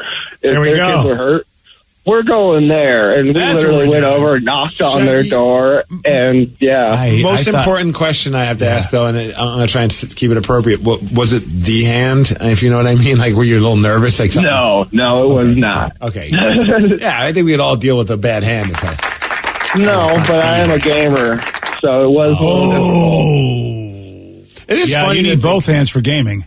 I think we all, like, wherever you grew up, you all had like an area that you would go on skateboard or BMX bikes that was dangerous. Yeah, Suicide Hill in Albuquerque. Suicide Alley for us. Yep. And that was the skateboarding one. But then there was also Death Creek, which was where we went and BMX biked. And every time we'd come home, my mom was like, "What happened?" I'm like, we got hurt at Death Creek. And she's like, "Well, at what point are you guys going to realize it's called Death Creek? Because everybody gets hurt. Like, no different. Like, why you have scuffs on your face? Oh, I fell going down Suicide Alley on a scooter. Oh, yeah. And she's like, well, yeah, when you go down something called Suicide Alley, what are you expecting to happen? You morons. You're going to land it, and you're going to be the most popular guy in the entire high school. That's what's going to happen. Nobody did. No, I know. Yeah. I feel like that was always the hope, though, because it was the same kind of thing. It was just this very almost vertical drop of a hill that was just in the foothills of Albuquerque, and people would try to skate down it. And, and there was legend that one guy did it. It was back Tony in the Hawk. day. Yeah, Tony Hawk. He Yeah, came to he's like, Albuquerque. this ain't Suicide Alley. This is Living Alley. Man, dude, I mean, I had that one moment in my life like that, and that's when I was on a very icy interstate, and my car spun from the right lane, and it just basically spun around all the way into the left lane, going the wrong direction, and that was after I hit somebody. I fell asleep at the wheel, woke up, and slammed into somebody, and I woke up right before it happened, and so I was able to turn my wheel in a way that I really prevented a head-on, and dude, it was the scariest thing ever. And when I was at the hospital, the cops came in and they were like, tell me where look, when the guy wakes up, if he wakes up, we need to talk to him. And I was right there on the table going, oh, hey, what's up, guys? And the cop was like, how are you even talking to me right now? Because I guess my head went through the windshield, everything. Oh, gosh. Yeah. And I was just, and he's looking at me, he's like, you don't even have how did your head go through the windshield? You don't even have a scratch. And how are you talking to me and answering questions? And I'm like, I don't know, dude. I mean, but that could have been so much worse. And it was not. But it was scary thinking about what happened. Yeah, I bet. Yeah, man. I mean, whoa. But lucky it was just early enough in the morning that there was not a lot of traffic. But I mean, we got a lot of text messages. I feel like I have to address it. Oh, all right. Well, it is listeners on the loose, 206-803-ROCK. Call us, text us. How was the Spirit flight, Steve? Yeah. I must have missed out, but can we go over how Migs' experience with Spirit Airlines went? Thanks from Tracy and Puyallup. Steve, how did Spirit Airlines go for you? Dude, there's so many texts. Well, it's because it's a budget flight. Yes. But at the same time, if you want to do more than just put your body on the plane and let it take you somewhere, that's where it gets a little bit more expensive. Dude, it was crazy. Yeah, I was like, I got to use the bathroom. Well, it's $50. I was like, well, I don't have to go that bad. Yeah, never mind. I'll just go on the guy next to me. Dude, to be honest, it wasn't bad at all. Like I mean, I know everyone has different experiences. I've been very lucky with most of my flight experiences. I've had a couple clunkers with other airlines, but Spirit was fine. Like, I mean, of course, I made sure to get an exit row, so I had a little bit more leg room. Nice. I do have to say, I don't know if I could go any further than Vegas on Spirit. Those seats are not, they're not meant for the long haul. At least the one I was sitting on. By the time we landed, I was like, I'm ready to get up. My body's just kind of. Whoa, and that's saying something because airlines are not known for having great seats. Yeah. So for you to even notice it worse. No, it was, and also the one thing I definitely missed and was not having an outlet to plug or a USB port to plug. So I'm binge watching some shows, and I'm like, well, I got my little portable charger. Well, I didn't realize that thing has finally met its last day, and I fully charged it. I plugged it into my phone. It went from 4 stars, which is fully charged, to 1 in a second, and then it just died. And now I'm like, I just landed in Vegas, and my phone's about to die. I got to figure out how the hell to get to take an Uber. I had to buy a whole new charger. The whole thing was a mess, but that wasn't Spirit's fault. All in all, though, they didn't even check my bag. That was the funny part. When I brought the carry-on, I made sure I had the right sized one. Sure. They didn't even bother to look. They don't anymore. It's so frustrating. I know. I was like, I could have came on with a freaking suitcase and probably no one even cared. And people do, and that pisses me off. But on the flip side, coming back, I took Frontier. And Frontier, boy, they were checking every bag. So I was glad I was glad I was still on the good side, okay, I have the right bag for this, and they looked at it okay, you're that's good. That's another airline, Frontier, that's not one that everybody takes. If I had to pick, I think I lean more towards Spirit. Nice. All right then. Well, even with the seats, you're still going with Spirit. All right. Yeah. Well, I paid the extra to get the nice comfy seats for the ride back on Frontier, but I'm an idiot. And I got I just wanted to say I have seat 1A. Sure. Oh, no. I just wanted to be able to be yo, I'm sitting in seat 1A. Oh, that's not a lot of legroom, is it? No. Yeah. You don't think about that, but you forget that your legs go under the seat in front of you. Yeah. Well, now I don't have a seat in front of me, so now my knees are dying by the time I get off that plane because I can't stretch them out. Yeah. And the people sitting next to me, they frowned upon me stretching my legs over their laps. So I was like, well, you guys are people, no fun. They just don't. You know what? Not empathetic at all. I agree. Yeah. So that was not a very fun. So it's a little bit of a tainted experience because I'm the idiot. I should have got 2A. Yeah, I know. And you learn that. That's you know what? Everybody learns that lesson. You know what? The worst first class seat there is the first row. Yeah, but I mean, I don't know. If it's a quick trip, I would do Spirit again in a heartbeat. Oh, nice. I had no problem with it. Well, I think you over prepared, which is not a bad thing. It's that first tattoo. You expect that first line to kill you. Yeah, and you're like, oh, it's not as bad as I thought. Exactly. Ah, nice. Meanwhile, the drive was great for us. I have to say, I love the drive. Whoa. That's not surprising to me, though. I know you were freaking out about it, but weather held up. I was worried about the weather, Danny. I know. But you're also a road trip guy. I love taking road trips. That's awesome. But I was afraid because I had the wedding dress. It's like, what if something happened and that dress got ruined or something happened, man? I was like, but yeah, the way back was even better. And oh man, yeah. And we had food. Food's good. Food is good. Peggy Sue's, man. Peggy Sue's somewhere, Yermer or Barstow on I-15. And by the way, guys, I don't know if you're this dumb or you're this today years old, but I just learned this and I feel like an idiot because it's been this way forever. Did you know the interstates actually counted? Like left to right, you go 5, 10, 5, 15, 25, 35, 45, like they all go west to east that way, and then north to, those are the odd numbers, and then south to north they go east. I didn't know this. I completely didn't get this. I only got that. It was when I was making the trip from New York to here to Washington when I first moved out here. The guy I rode with, he had information about everything in his brain. He's a very smart guy.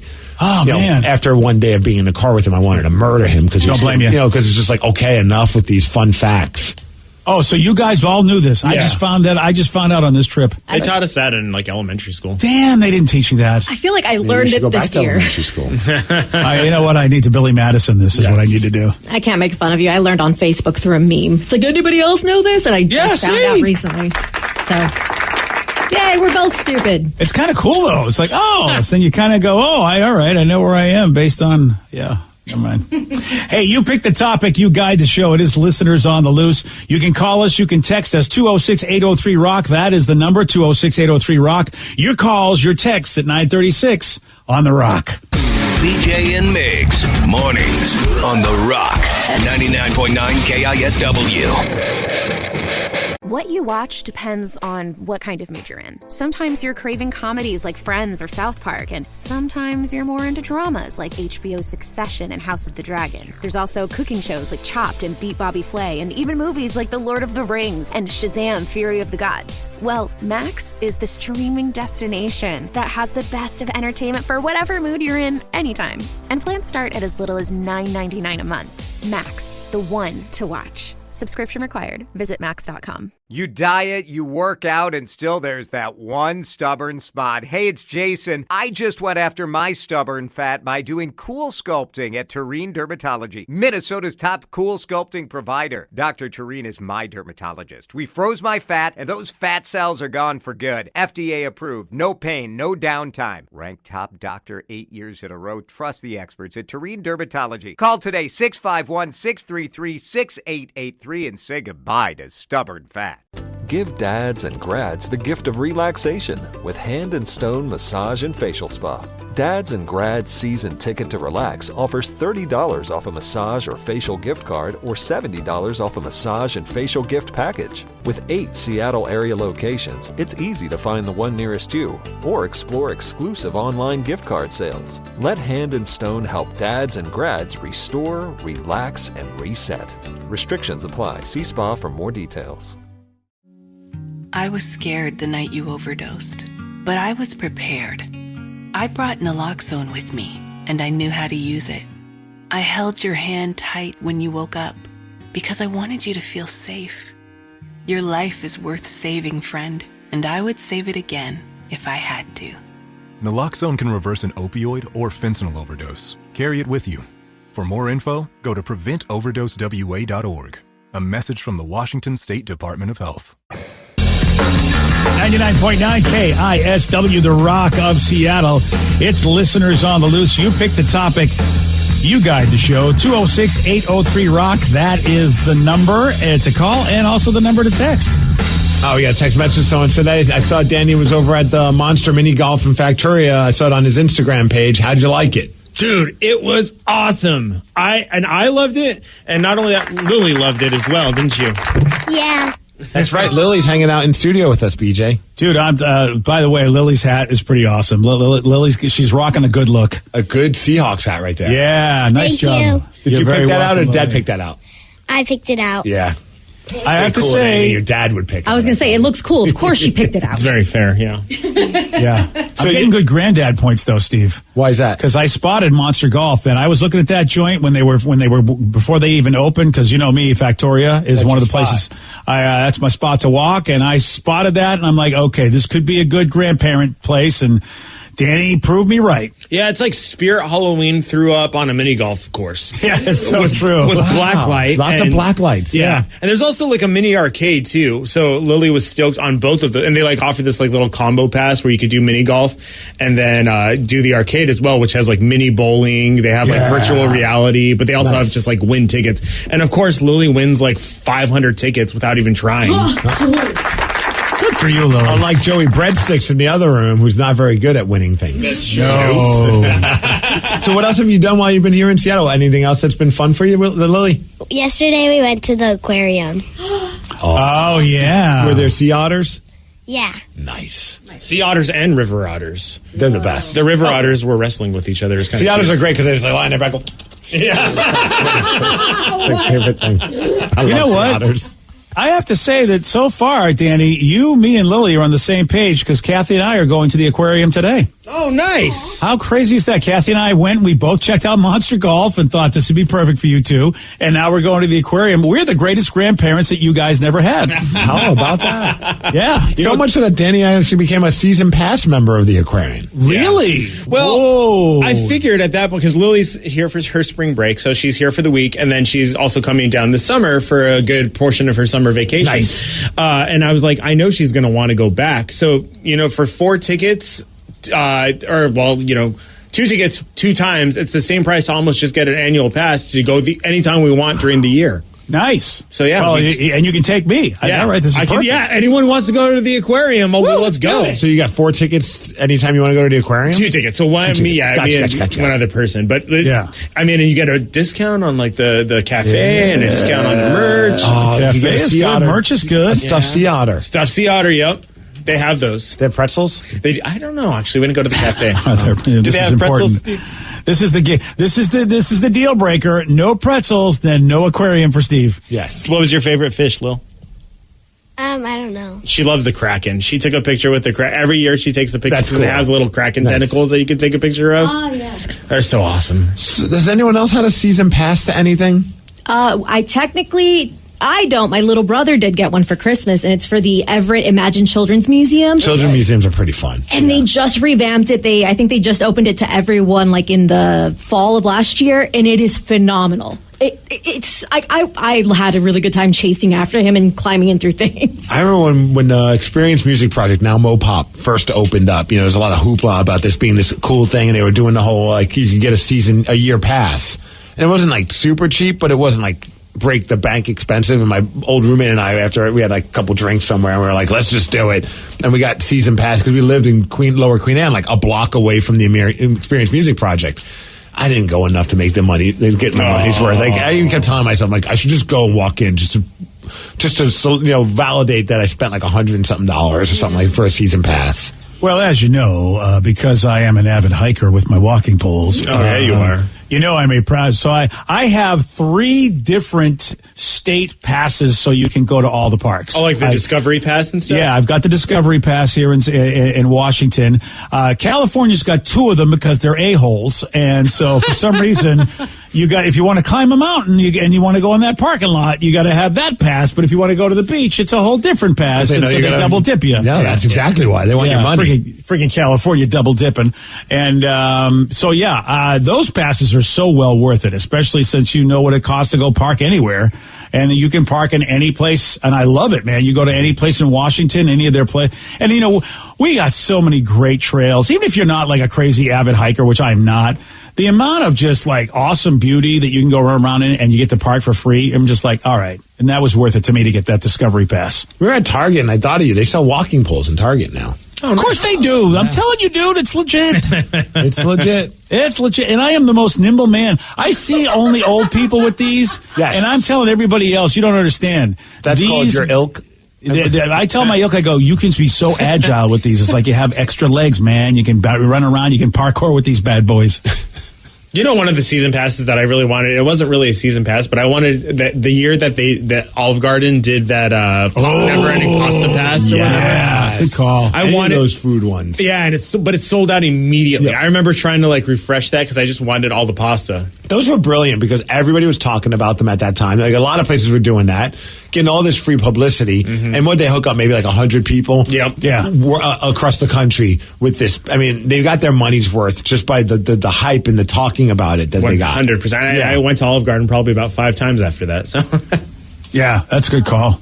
206-803-ROCK. That's the number to call. That's the number to text for listeners on the loose. Let's go to JP in Burien. JP, you are on the rock. How you doing, guys? What's up, JP? Pretty well. What you got for us? I got a story. Back in '87, I was driving interbank mail between Chester, Pennsylvania, and Trenton, New Jersey. All right. And I was driving a Chevy Sprint for him. And, of course, there was a lot of go-go bars on that route. Oh, really? I don't know that route, but it sounds like a fun route.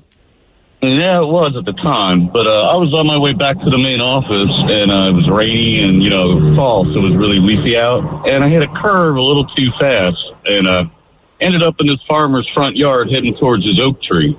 Whoa! So I swung the car, I hit the wheel and turned sideways and went into a cornfield that had been cut down already. The wheels hit and the car started spinning. Rolled. I wasn't sure at the time how many times it rolled. I just saw sky and ground and sky and ground. Jeez. Damn. And it lands on its wheels, and I got the windshield in the passenger seat and the radio still on. Oh. So the best part is I got out of the car and I went down to the farmer's house and called the police. By the time I got back, they were coming through the field looking for my body. Wow. And I'm walking up, they're like, did you do this? And I was like, yeah. They're like, you flipped that car 5 times? Damn. I said, no. They said, did you push it over? I said, no, it landed like that. Why'd you go to that guy's house when you could have went to one of those go-go bars and waited in Yeah, it was a little too far to walk. It was in the middle of the freaking Jersey farmland at the time. I'm sure that guy would have given you a lift. Yeah, I mean, Look, that's sir, I nearly died. I need to see some people dance. It was pretty bad. And no injuries, huh? Not a scratch? I got 2 little bruises on my thighs from the steering wheel. Wow. All right.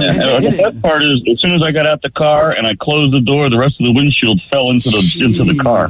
Whoa! Wow! Talk about the fact that the windshield went on the right. Man, that is some luck. That's scary. That is some. But you know what I mean? It's like you got to go. Okay, this is something's watching over me. How did that happen? We have a very important question, and since Lily's here, I think we have to read this text. So there's a text from a listener who has a question for you. Oh, for Lily? Yes, for Lily. All right. Well, how about this? It says, "What is Lily's opinion of Dion's Pizza?" It's really good. Get out! Wow, right on. Get out! Right. It's the best pizza ever, right, Lily? Boy, she was quick with that too. See, what's your favorite topping? Nothing. Oh, okay. Stay in. Oh, just cheese. Yep, cheese. Do you use the ranch? Sometimes. To keep your dad happy because he's such a ranch lover. What is your favorite pizza ever, though? Papa John's, probably. I mean, you can't go wrong with Papa John's. Also cheese? Also cheese. Nice. Yeah. So, Danny, have you taken Lily to some of the finer places around this area? We got some good pizza joints. Oh, yeah. We've gone to... One of her favorites is Mod Pizza, but that still ranks lower than Dion's and Papa John's. And then we've gone to Southtown Pie. We've been to Pagliacci. We've been to Supreme. Well, now when you go to the Mariners game, you could go to that high-in-demand pizza place. Some people have been texting in that Moto Pizza, the one that has a line or a wait list for like months. The one that Steve and I have reservations Why, they have one at the stadium? This year, they're going to have a Moto Pizza there for people to enjoy the pizza at the Mariners games. Okay, what is the line for that going to be That's like? what I said. I mean, how is that possible? That's like the most popular pizza in the history of pizza. I would imagine at T-Mobile? At a relatively lower attended game, it probably won't be that bad. Let's try it out, man. I mean, you are competing with whatever, but you're also competing with a restaurant that's name is in emojis, and their restaurant menu is only emojis as well. Okay, it's called Chick Boom. But it's the chicken emoji, and an explosion emoji. That's funny. I never even heard of this place. That's a place that we have here in town already? I don't know if we have it in town, but we have it at T-Mobile Park this year. Look at T-Mobile just stepping up, and I'm back. I'm back to going to games. Yeah, you are. Yeah, this is great. fries. We got to get that pizza, Danny. I'm in. I don't know. Yeah. Yeah, you might want to check out the Chick Chick Boom. Yeah, the entire menu is written in emojis. Wow. Dang. It's like the most 2023 thing ever. That is. I'm not going to be able to understand any of it, and I'm a millennial. Well, it's just an emoji of a waffle and then an emoji of the fries, and that's waffle fries. Oh, that makes sense. Yeah. That actually is pretty cool. Look, that's how we're going to communicate in the future. Oh, yeah. True. Yeah, it's going to be all emojis, which actually I'm all for. Yeah, I really am all for it. That way I can go to any country and feel safe. Because I want to be able to communicate, and that's if I can't communicate, I'm like, I'm terrified. Love it. Love this. All right. By the way, Danny, Lily's definitely stepped up her game. Yeah. You know what I mean? She stepped up. I think she's trying to take your job. That's fine. All right. You ready to take my job? Yeah. Yeah. Okay, cool. You got to get up really early. Yeah, Lily. Oh. All right. You know what? Nice. I feel like, Steve, when you think about it, she probably will do just as good of a job as her father anyway. So I'm saying, why not? You know what I mean? And we shouldn't, she's a young kid, so what do we got to pay her? We don't have to pay her a lot. If we pay her $10, $1 that's probably a lot. million per hour. What? Yeah. $1 million an hour? Yeah, there you go. That's $1 million more an hour than we give Danny. That's Well, BJ, you're at $20 million, so we can at least have her work for 20 hours. Wow, this kid doesn't even need an agent. She knows how to drive a hard bargain. Yep. All right. Just because I have to wake up early. Yeah. You know what, Lily? You're right. It's down to $500,000 for if she has to do it in the afternoons. Oh, so the men's would get it for cheaper. Yeah. Okay, there you go. All right, well, we'll get back to you, Lily. We're going to have to go back to the drawing board, see if we can find some. We might have to get rid of Ryan Castle, but I think we can get this done. Speaking of Ryan Castle, what do Ryan Castle and a beer have in common? I'll tell you at 9:51 on The Rock. BJ and Migs, mornings on The Rock, 99.9 KISW. And now, the Ryan Castle question of the day. What do Ryan Castle and beer have in common? Oh, dude, I'm like 75% beer. Yeah. You're 75% water, I'm 75% beer. Yeah, that's why Only you're 'cause all... it's Thursday, but on Monday, I think you're about 90% beer. Brother, it's a thirsty Thursday, though. I'm starting to work towards that Monday 90%. Bump it up to 85 by tonight, baby. Here we go. Yeah, you're all hopped up, that's why. There you go. Oh, someone said the world's a better place with both of them in it. Oh, that's nice. And Utah's not a fan of either. I showed my mom how to use text. I'm not. See that? And finally she said something nice about you. Yeah. And both leave a foam mustache on Steve. Oh, there you go. Oh, something hey. about chugging. Yeah. Hey, guys, guess what? What? Powdered beer is now a thing. Congratulations. Why? You've had instant So they coffee. can take it to the space station. Yes. Yeah, German brewery came up with this, and they're going to sell it in a few months. People say, yeah, it tastes like regular beer. You just add water, boom, there it is. It almost looks like it has a little carbonation to it, too. That can't be right. Well, it's not alcoholic right now. But they say a boozy version is going to be available in the next few months. Yeah. So you buy this and you put vodka in it. Pretty much, yeah. Yeah, all right. Yeah, it's going to be a powdered beer. I don't know, man. Can you snort it? Oh, dude, that's a great question. Or dry scoop it like the pre-workouts. There's only one way to find out for sure, Steve. Okay. Tomorrow on The Rock. Ryan Castle, he is up next, and he has a 12-pack. BJ and Migs, mornings on The Rock, 99.9 KISW. Today's podcast was brought to you by Travis Gagne, bankruptcy attorney. He's here right now and has agreed to answer more of your questions about bankruptcy. Here's another question from a listener. I have a mountain of credit card bills and consumer debt. Can I still keep my house if I file bankruptcy? Yes, you almost always can keep your home and your house, your car in a bankruptcy. Depending on what type of bankruptcy you file, would depend on whether or not, for example, you can keep your vehicles if you have payments on them still. You can almost always keep your home if you're current on the payments on your home, even in full bankruptcy. In Chapter 13, you can also keep those items. If you're behind on your house, you could catch your house payments up in a Chapter 13, take off a second mortgage in a Chapter 13. So keeping your primary assets like a home and car is almost always possible in bankruptcy. Thanks, Travis. If you have more questions about bankruptcy, you can reach out to Travis anytime at choosetherightchapter.com. That's choosetherightchapter.com. And thanks for listening. T-Mobile's network can help keep you connected to all your favorite podcasts when you're out and about. Whether you're an early bird looking to dive into a daily news podcast or a night owl who wants to catch up on the latest reality TV drama, T-Mobile will keep you connected on their strong and reliable network. T-Mobile covers more highway miles with 5G than anyone. So if you need great coverage, especially when you're on the go, check out T-Mobile. Find out more at T-Mobile.com/CY. That's SEEWHY. It's blazing hot outside. You get into your car to turn on the AC to get cold air pumping, but it blows hot air out. This issue is commonly caused by low refrigerant due to leaks in the AC system. You want an easy all-in-one solution that will restore the cold air in no time. AC Pro Recharge Kits make restoring cold air easy for even those with zero DIY experience in less than 10 minutes. Save time and money versus going to a shop by picking up an AC Pro Recharge Kit today. Be a pro with AC Pro. Odyssey celebrates Pride by amplifying the voices, music, and conversations of the LGBTQ plus community. Download the free Odyssey app and listen to podcasts celebrating and having conversations about the issues facing LGBTQ plus Americans, like It's Okay to Say Gay, Queer Intentions, and The Bald and the Beautiful with Trixie Mattel and Katia Zamo. To hear music by and for the LGBTQ plus community, plus podcasts and more, go to odyssey.com/pride or download the free Odyssey app. That's AUDACY. I was scared the night you overdosed, but I was prepared. I brought naloxone with me, and I knew how to use it. I held your hand tight when you woke up because I wanted you to feel safe. Your life is worth saving, friend, and I would save it again if I had to. Naloxone can reverse an opioid or fentanyl overdose. Carry it with you. For more info, go to PreventOverdoseWA.org. A message from the Washington State Department of Health.